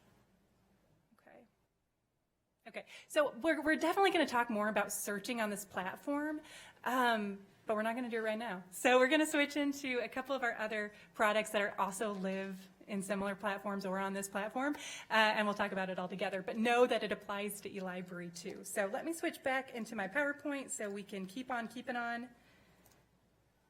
we'll talk a little bit about Schools and Educators Complete. So Schools and Educators Complete is a resource that can be used by high schoolers, but I really think of it as for you, the educator, more than I would think of it as for a student user, honestly.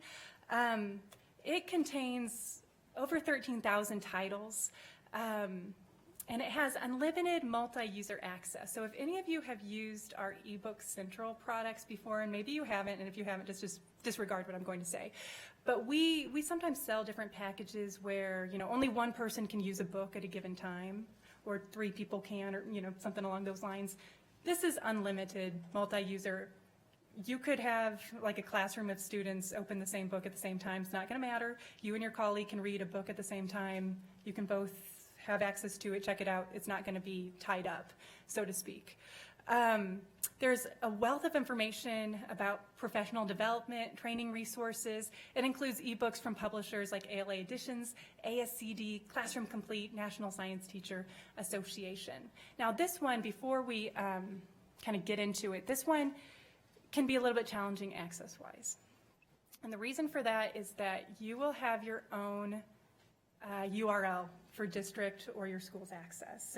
So we've been going to different links from the LibGuide where, you can click on the Culturegrams link. If you're IP authenticated, that works. If you're, doing a remote login, you'll use your access name, access code. Here, each district has their own specific URL. So that's just something to be aware of.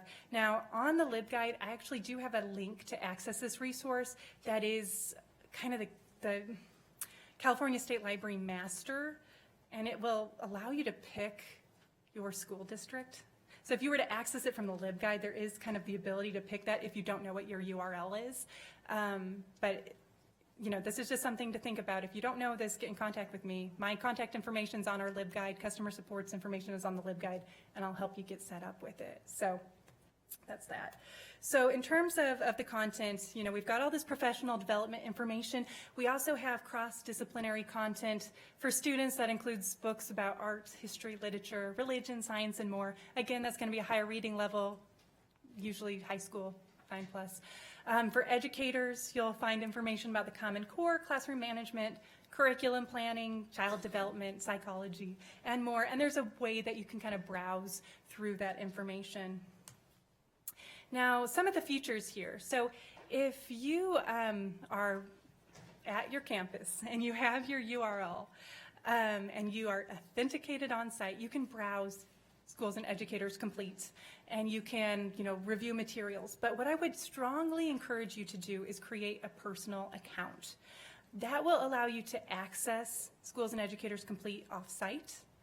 And it will also allow you to really take advantage of the resource where you can save books to a bookshelf, you can annotate them, you can add in notes, you can highlight, you can do all sorts of things with them. So I would really encourage you to create a personal account, and you would have to really do that when you're on-site IP authenticated.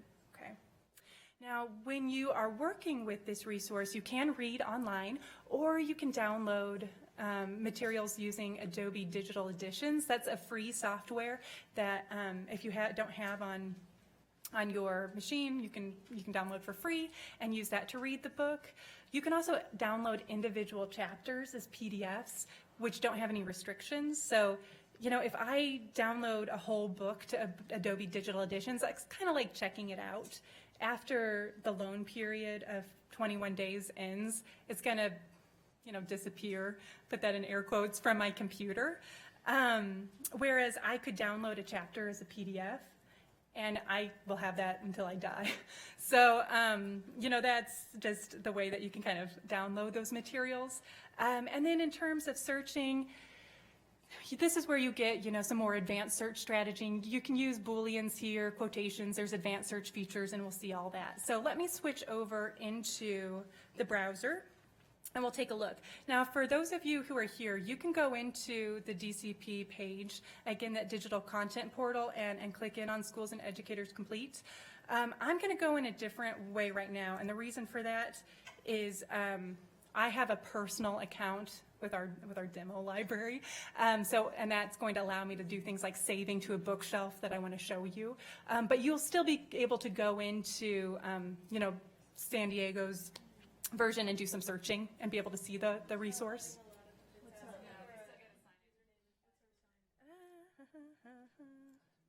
Let me look at this.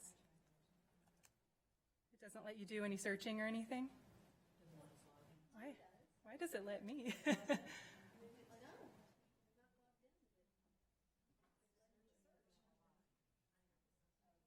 Okay, we'll wait 1 second here.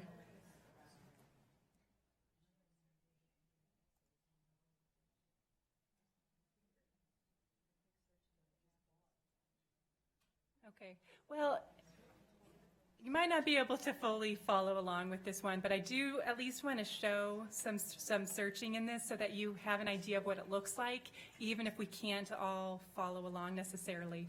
I'm maybe a little bit surprised then that it lets me load it up, but let's just take a look at it. So I'm going to go into my own particular instance here. So generally, if you're off-site, like I'm not in the IP authenticated range for my high school collection demo library, this is the screen you're going to see. So if you're off-site, this is what you're going to see, and this is prompting you for a personal account. So this is, I was already on-site at my library, and I created my own personal account. It's not to share, it's mine, and this is how I would sign in remotely. Alternatively, if you are on-site, you should see an experience more like what I'm able to show on my screen for the digital content portal, where I'm able to search even though I'm not signed in. Okay, so those are the two different kind of experiences that you would see depending on if you're IP authenticated or not. But if you are IP authenticated, like here, what I would want to do is then create a personal account so that when I go home later in the day or to the public library or anywhere, I could be able to access my materials, do some searching, do some reading, and so forth. Okay, so I'm going to switch over into my personal account. See if I can remember my password. Okay, there we go. And here I am met with the search box screen. So again, if I'm IP authenticated, this is what I'm going to see. But I do know that I'm signed in because in the upper right-hand corner, I can see the option to sign out. So let's just take a look at what this experience looks like. So if I am just going to do a search, we'll use this differentiated instruction because I want to learn a little bit more about that. I just want to show you what we'll see on the search results screen so that you can identify what the features of this are, what's useful to you, because I know trying to get access can be a little bit challenging, but we want you to get access and see what the benefit is here. So as I do a search, I'm returning, over 2,100 books. You're always going to see book results in the middle of the screen. Now, everything that you see here is going to be available, and that's, hearkening back to what I said is, sometimes with ebook packages, only one person can use it or something along those lines. Here, all the books that you see returning your search are full text available for you to use immediately. Okay, so we're going to see some metadata just in the center of the screen. Book title, authors, ISBN are going to be the results. As I continue scrolling down, you'll see that for every book. Sometimes you'll get a little bit of a summary as well. And then we see 4 buttons in the right side of the screen. That is the ability to do a full download of the book, which would essentially check it out. I can read it online just in my browser. I can look at the table of contents, see more information. I could also, go into that area of the interface just by clicking on the title as well, or I could choose to add this to my bookshelf. So even if you're working with this resource and you're IP authenticated, maybe you don't have a personal login, the reason that we really promote the personal login is I want to save something to my bookshelf. This might be something I'm interested in reading later. I just want to make note of it. It looks interesting. And if I choose to add it to my bookshelf, I can either add it to an existing folder that I'm working with, or I could create a new folder and say, this is teaching resources for me, and I can, add that book to look at later. So I can really kind of keep track of what I'm interested in, what I'm reading, and so forth.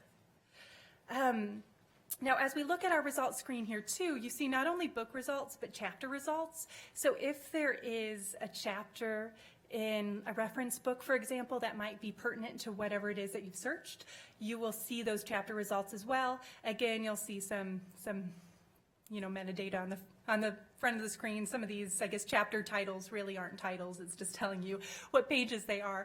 But you'll see the different chapters that might relate to your topic of interest. And then again, you do see the options to either download the chapter, or you can read it online, look at the table of contents for the book, or add it to your bookshelf. So you're always going to see those options when we look at the search results page. And I'll just toggle back to our book results. Right now I see 10 results per page. I can sort this by relevance. I also have the option to sort by publication date, title, contributors, or publisher. Now on the left side of the screen, we do see some faceting. I would ignore this first one, the book status, because you all have equal access to these materials, but you will see information like year published, subject, language, and author. And so you can do some faceting there. Now, as I click into a book, I'll just click into this first one, you'll always be met with this kind of consistent metadata screen where you see availability information. So you can read this book online, or you can download it, download the chapter, you'll see the description, and then a table of contents where you can download the PDFs or read a chapter online directly. You'll also, on the right-hand side of the screen, see details about a given book. And then on the left side of the screen, we just have additional, access buttons to being able to read it online or download it.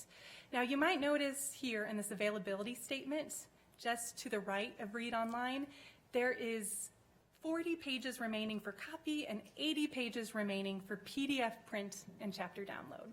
So I mentioned if you download a PDF chapter, that's going to be just a PDF that you can open with, the viewer of your choice, be that Adobe or your browser or what have you. And you can download up to 80 pages at a time. So let's say, looking at seeing if, these chapters are pretty short, like 18 pages. So I could actually download multiple pages in a day, and then that counter is going to reset tomorrow. So I could pretty much just download this whole book in a couple of days and keep it forever. So that's just something to know. This pages remaining for copy is when I'm reading online, there's the ability to copy, like a Control-C, essentially a page, where you could paste it into like OneNote or a Word document or what have you. And it does kind of keep track of that too. So I could copy 40 pages today into Microsoft Word, and then tomorrow I could copy 40 again. It resets every 24 hours. So let's say that I want to download this book, which I'll kind of preface this by saying downloading isn't as popular in my view as just reading it online, because you're going to see a lot of good features in the online reader. But if you prefer to download it, you can just say, okay, I'm using my laptop. I already have Adobe Digital Editions. If you don't have it already, it will prompt you to download it. And then I can, here, because of the instance I'm in, I'm prompted for a loan length. It's going to be 21 days. And I could just go ahead and download it. It's going to download it into my computer, and then it's going to open it with that Adobe Digital Editions, and then I can read it from here. So you can see if I was to look at my library, I have a couple of other items on my bookshelf. I can see, I like my socialist fun. I like Russia. That was like for personal fun too. That's kind of embarrassing. Anyway, if I look at this, I can see how many days I have remaining before it'll be expired, and then I can't access it anymore.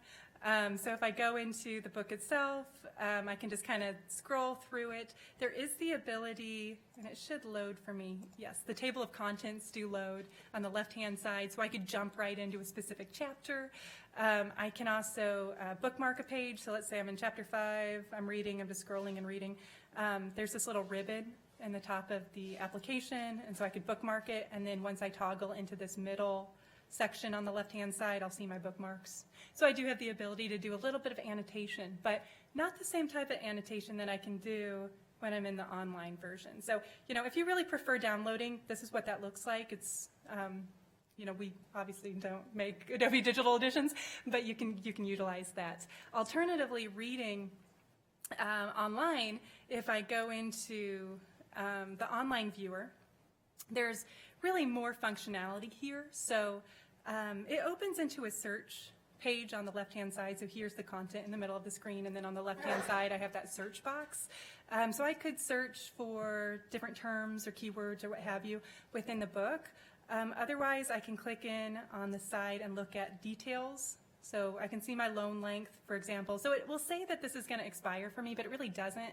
I could start annotating it, and once I do an annotation, like I bookmark a page or I highlight something, it will automatically add it to my bookshelf, and then I can just keep on coming back to it. It's not like after 21 days the annotations disappear and the books disappear from my bookshelf. That's not how it works. So I can kind of go back to it whenever I need to. I can also go directly into the table of contents. This is a little bit more dynamic than what we see in that Adobe Digital Edition, so I can kind of click into different chapters and do my reading. And then as I make any annotations, those will be added into this starred area. So, you know, I'm scrolling here. You'll see at the top of the screen, we've got this kind of navigation bar. And I've got the ability, first of all, I could just close this pane and give myself a bit more reading room. I can make the text bigger. I have the ability to fit the width or fit the page. I tend to, well, I've got bigger monitors at home, so I tend to do this at home, but this looks ridiculous here. But I can, you know, kind of adjust the size to fit my needs. I can add a bookmark either by clicking on the plus bookmark ribbon on the page, or there's a ribbon icon at the top of the screen here. I can kind of page through also just by navigating here. I mean, these are fairly straightforward, but you know, I can do some highlighting. I love this sentence. That looks good. You know, I'll highlight. I can add in, that's a citation. I was looking for this little sticky note. I can add in some notes. And then as I look now at this starred area, I'll be able to see all my annotation. I can read my notes. And I just have a greater flexibility in working with this resource than I might have if I downloaded it. So that is what we'll see in terms of working with this interface. You also have the ability to download from here. You know, if I wanted to copy information and just go and paste this into OneNote or Word document or what have you, I could certainly do so. I can print it. I can send a link to a colleague. I have those abilities here. The last thing that I'll show is when I look at the screen here, I can go back to my home screen if I want to do another search. I can browse subjects directly from here. That's that screenshot I had on my slide. So if I'm looking for information, let's say on botany, then I can go directly into that subject and it will do a subject search for me. I could then choose to edit this search. So from here, if I'm thinking, oh, I like botany, but I needed to change that, editing the search takes me into the advanced search interface, and that will keep my subject. That's that ebook central subject here, science botany. And then I can add in additional keywords. I could add in additional search terms if I'm, you know, really making this more complex and connect them with Boolean operators.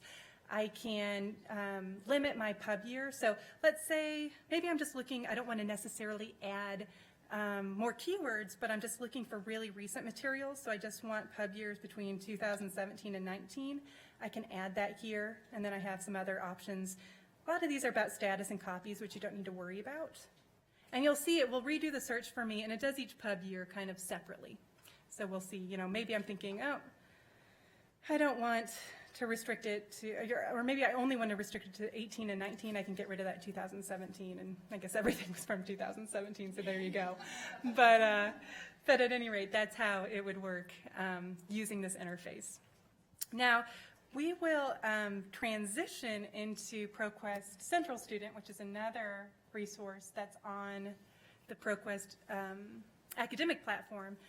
But I want to show you quickly that I'm just actually going to go from this e-library. I don't expect you to follow along with me. I just want to get into, let me see here, search.proquest.com. Okay, here we go. I'm just going directly to the academic platform, and I'm just going to click in on databases. You can search schools and educators complete on the ProQuest platform as well.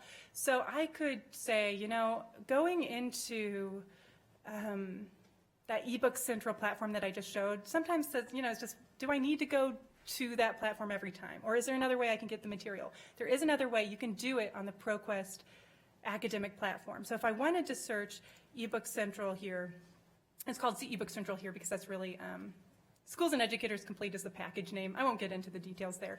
But if I wanted to search just for ebooks, I could certainly do so here. I'm just going to do a search for botany again. And you know, the search results screen is going to look a little bit different. You know, a lot of it is consistent because we see, you know, metadata, title, author, that sort of a thing.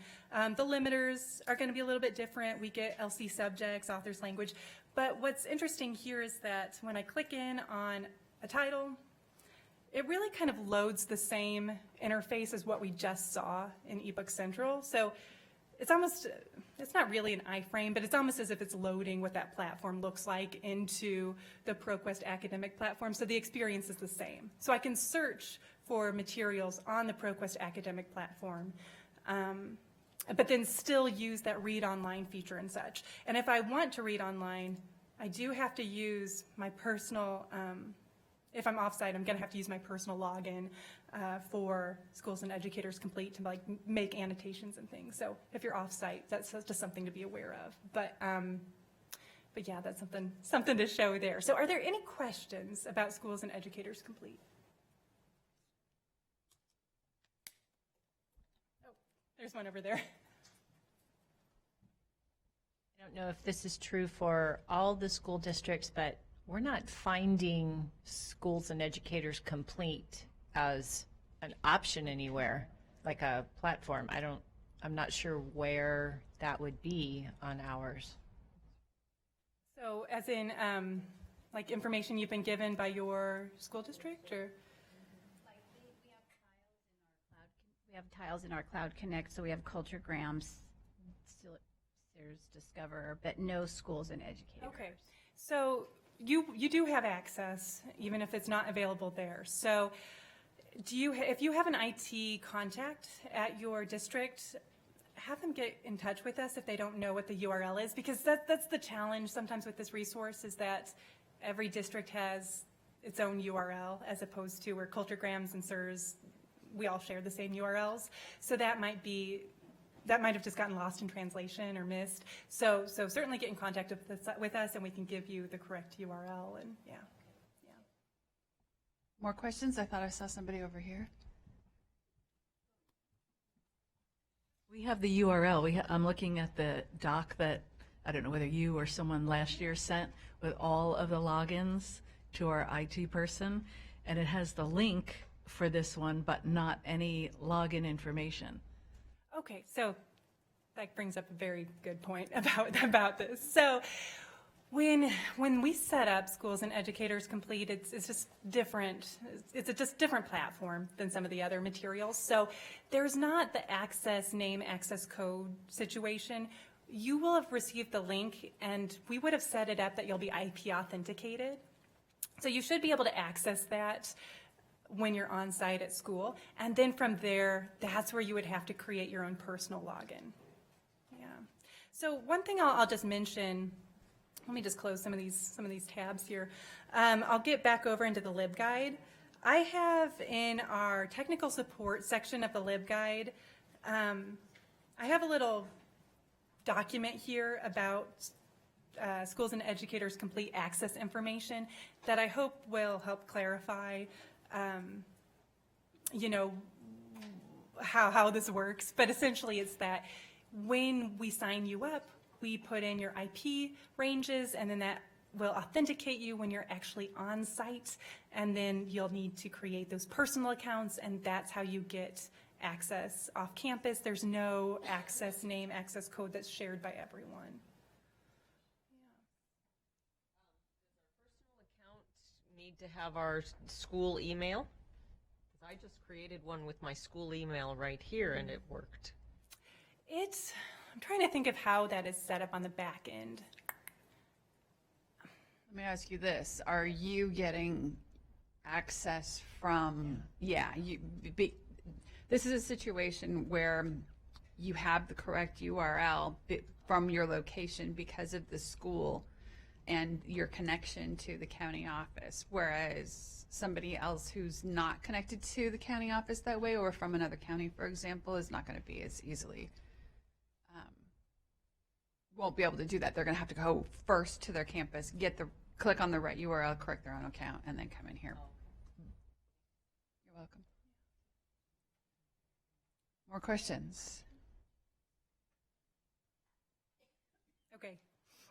Well, I apologize that one can be a little bit challenging.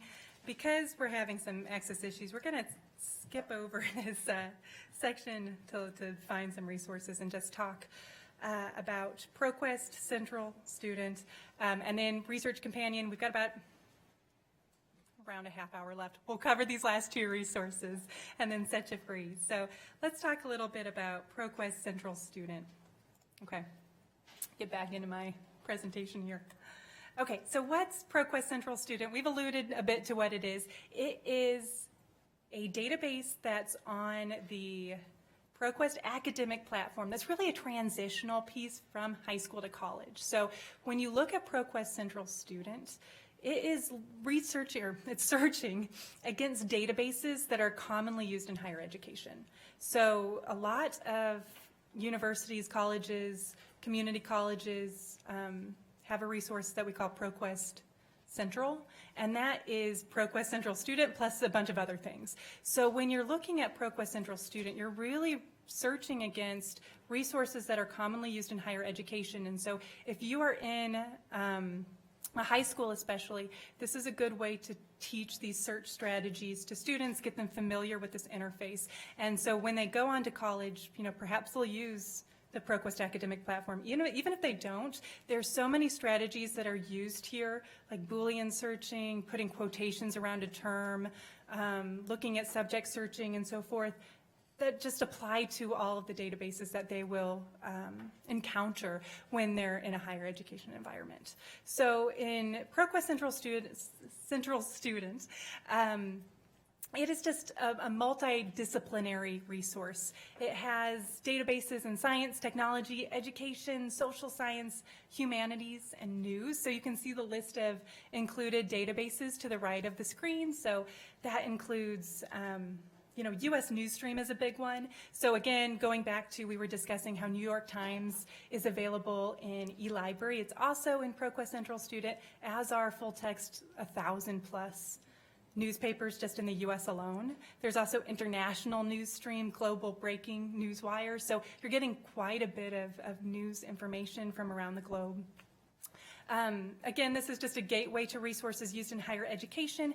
It includes scholarly journals, predominantly as a difference from some of our other resources we've shown today, magazines, newspapers, dissertations, theses, conference papers, books, and more. So this is a way to, introduce these different resource types so that when students get to college, they aren't looking at this, not understanding what the difference is. What's a scholarly journal? What does peer-reviewed mean? What is a conference paper?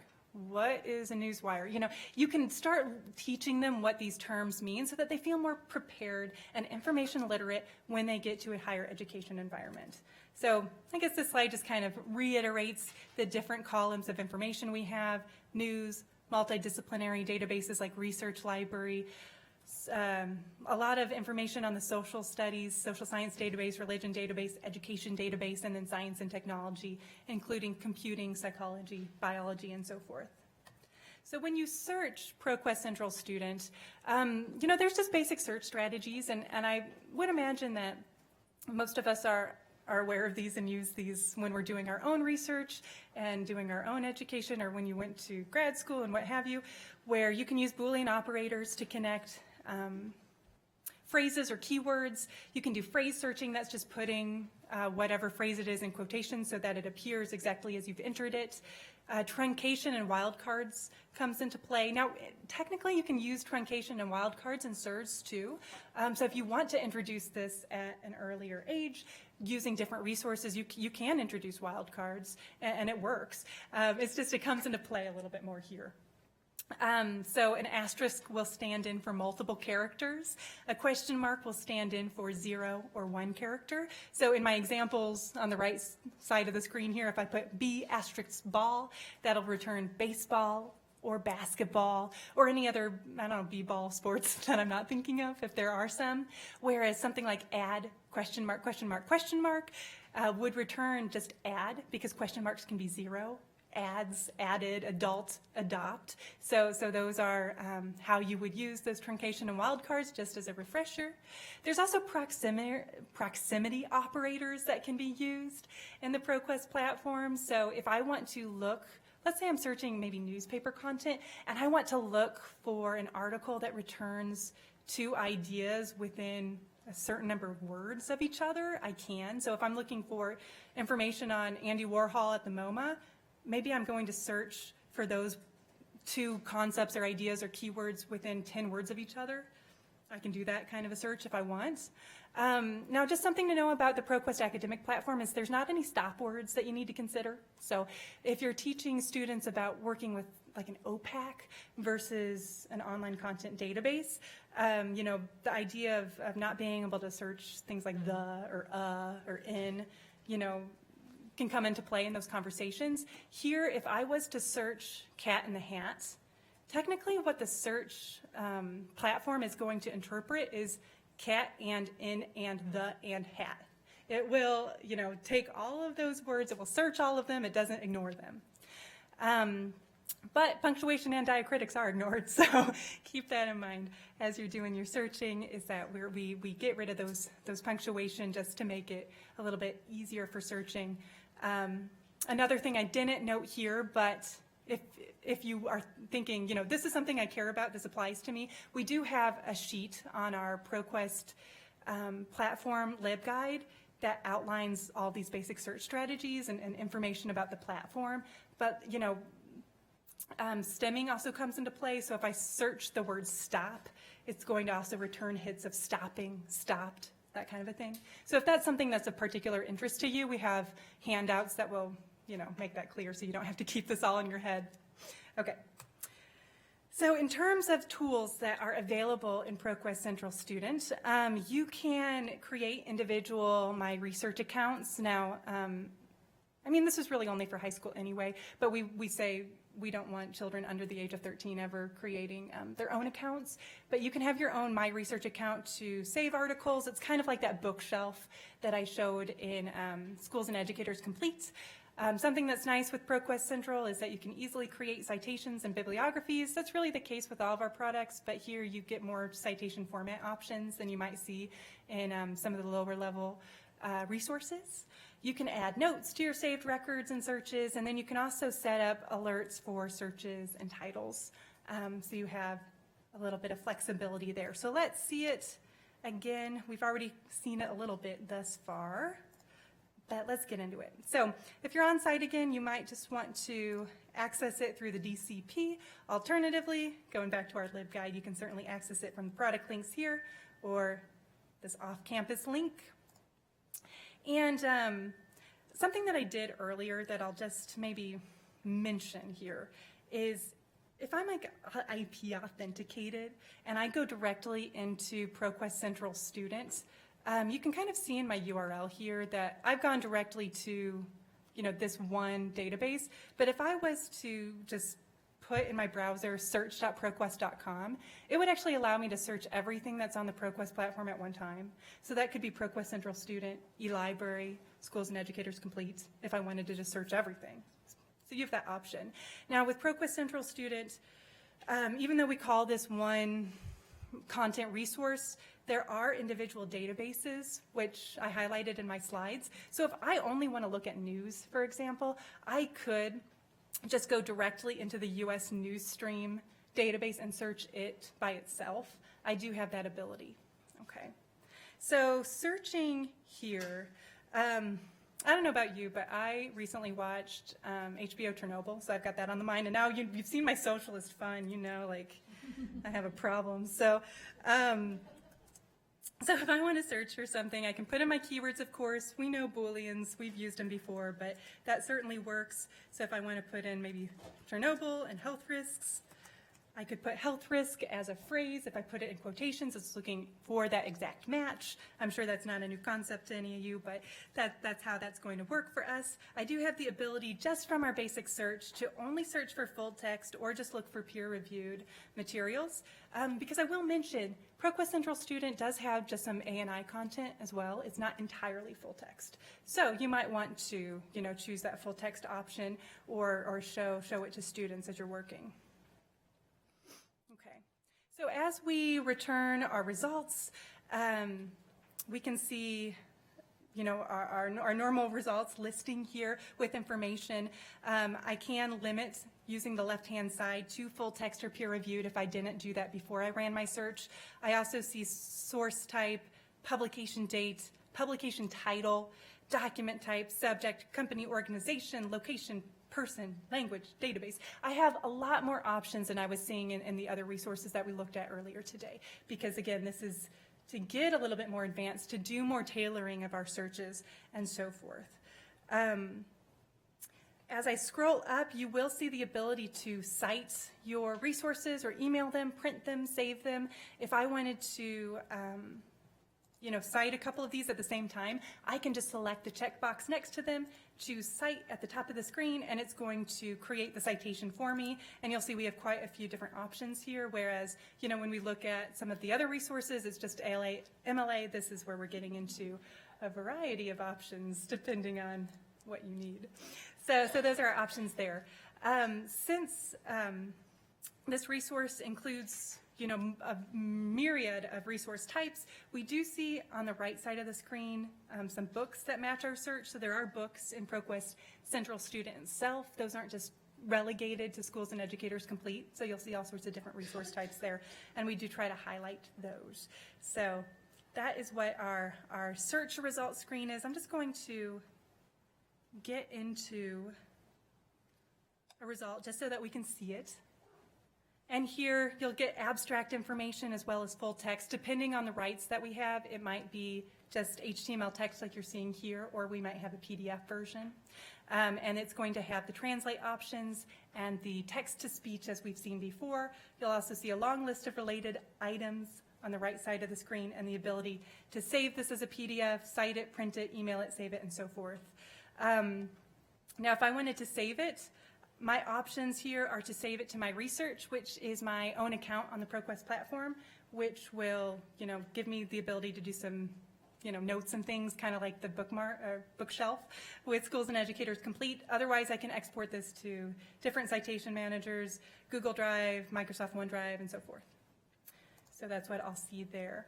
Now, I think, am I logged in here? Oh, I've selected some items because I cited those earlier. If I was to create my own research account, then I could just save those and come back to it later. For the sake of time, and because you've been listening to me talk for so long, I'm not going to get too in detail there. I think you kind of have an idea of what that's going to look like. So we'll skip that for now. But you can, put different information in different folders for the different projects that you're working on. So that's something that you have access to. So any questions about that? I'm not seeing any. I know it's a long day. Okay, so I've got one last thing to show y'all, and then we'll be good to go. And that last thing, I'm not even going to show you too much of it because you're really going to benefit from working with it yourselves. And that is ProQuest Research Companion. Okay, so I'm just from the DC portal. I'm just going to click into Research Companion here. Okay, so what this resource is it is a series of modules that teach students information and media literacy skills, and it's really self-guided. So you can assign students different modules to read and look at. I went directly into the resource, but I do just want to show a couple quick slides because I've put this out in a concise way. The idea is that these are companion to one-shot sessions. So librarians and teachers can teach media literacy skills, information literacy skills, in addition to maybe one-shot sessions where if you are a librarian coming into a classroom that really, work alongside those sessions. The reason we created this product was that there was common student problems with research projects. They couldn't choose good topics. They'd say, I'm going to write a paper on the Civil War. Where do you start? How do you pull that down? They didn't know where to find information. They couldn't evaluate resources. They didn't know how to convert evidence or information into evidence. And that kind of ties into some of the resources we saw earlier, like SIRS Issues Researcher. Even if you don't necessarily want to use the content in SIRS Issues Researcher, some of those curriculum guides are really good and can be applied to any topic that you're working with. So using Research Companion alongside some of those curriculum guides goes hand in hand, where you're teaching them how to think about choosing topics, how to organize their thoughts, how to, put together ideas for a speech or a debate or a paper, and then Research Companion can help them kind of fill this out if they're thinking, okay, well, I don't know how to do this. I don't know how to organize topics. I don't know how to find good research. I don't know how to evaluate it. These are modules that you can embed into a learning platform. So if you have like an authenticated platform where you just want to copy the code for these videos and pop it in there, you certainly can. And students can come in and just, look at this information as kind of depending on which modules you want them to see. So yeah, these are some of the problems that Research Companion tries to solve, is that students don't know how to revise things, can't help plagiarizing, and so forth. So there's tools in there, not just video modules that explain to them how to pick topics or how to do research, but there's also some aids in there, like a search aid that you can configure to connect to the resources you have through ProQuest or otherwise. There's a periodical evaluator that provides information from Ulrich's Web to give more information about what periodicals you have or what the topics are, so that students can say, okay, maybe that's a resource that might be good for me. There's a book evaluator, a website evaluator, citation generator again, and a revision aid where they can put in their information and kind of see if there's grammatical errors and so forth. So there's just some tools in there that you might want to use. So just to go back quickly to our browser, we would encourage students to create accounts, but they don't really have to. This is high school, yes. So we say generally 8th grade and above is what we recommend for this particular database, especially because of the personal accounts component to it. We say 13 and above age-wise, but they don't necessarily have to create an account. Now, the benefit to creating an account is that you can do a little bit of assessment as a librarian or a teacher, because if I go into a module, so here there's find information, evaluate, and use. If I start with find, and I go into where do I start, it will take me into a video in this particular case, but there are some modules here that do have assessment questions for starting, and after they watch the module there's another question, and you can track those and see if they're actually learning from what they're watching. So that's a reason that you might want to make them create personal logins, is so that you can do a little bit of assessment with this.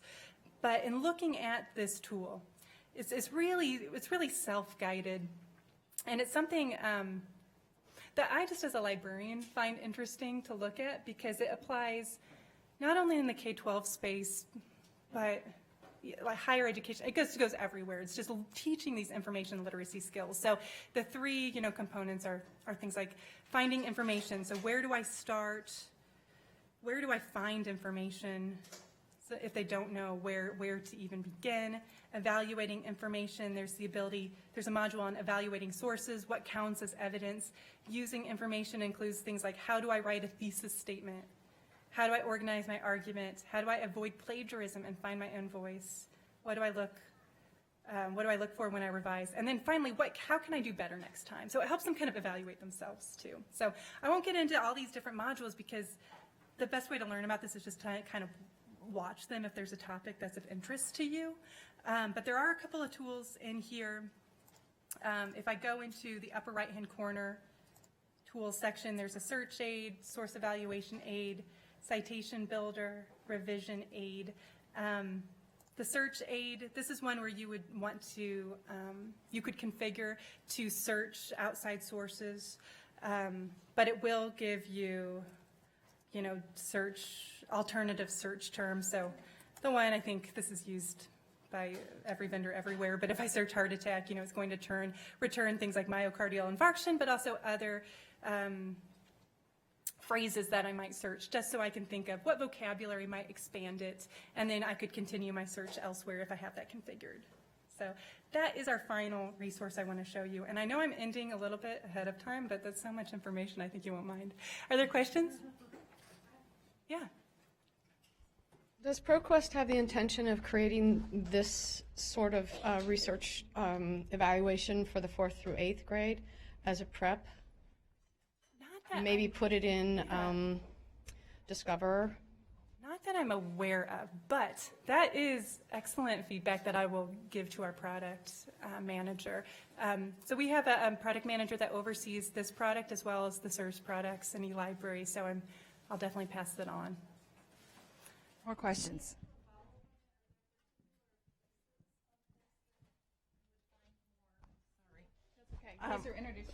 Hi, I'm Lisa Riminelli with ProQuest.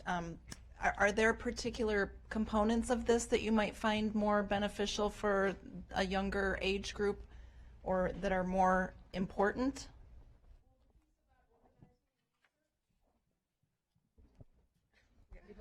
The piece about organizing your research, creating your the keywords, your citation building, all of the components of building a 3-page paper or a 4-page paper at that grade level.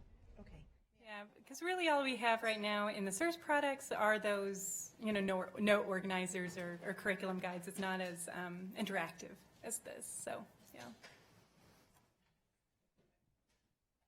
Since I'm not familiar with this, I'm looking at the videos thinking that we can show them to our 5th, 6th graders, the videos, but is there a downside to doing that because they will then see this and try and create an account before they're 13 or 14, and that would create some problems because they could create their own through our district technically portal? they can create it.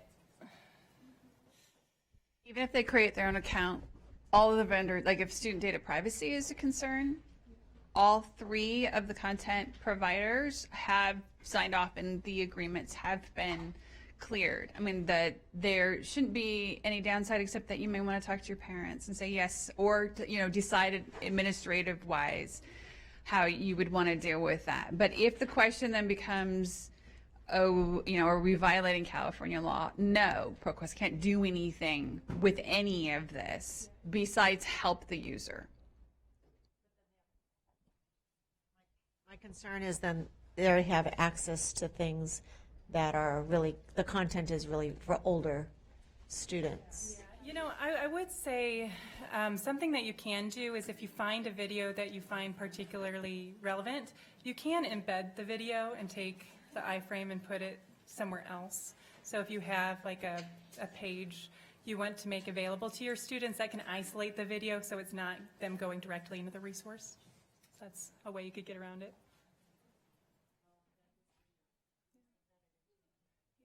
More questions?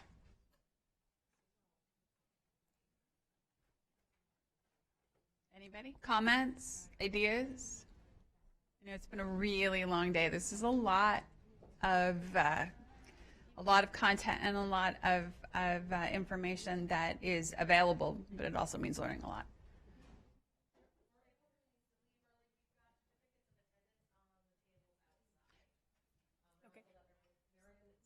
Certificates.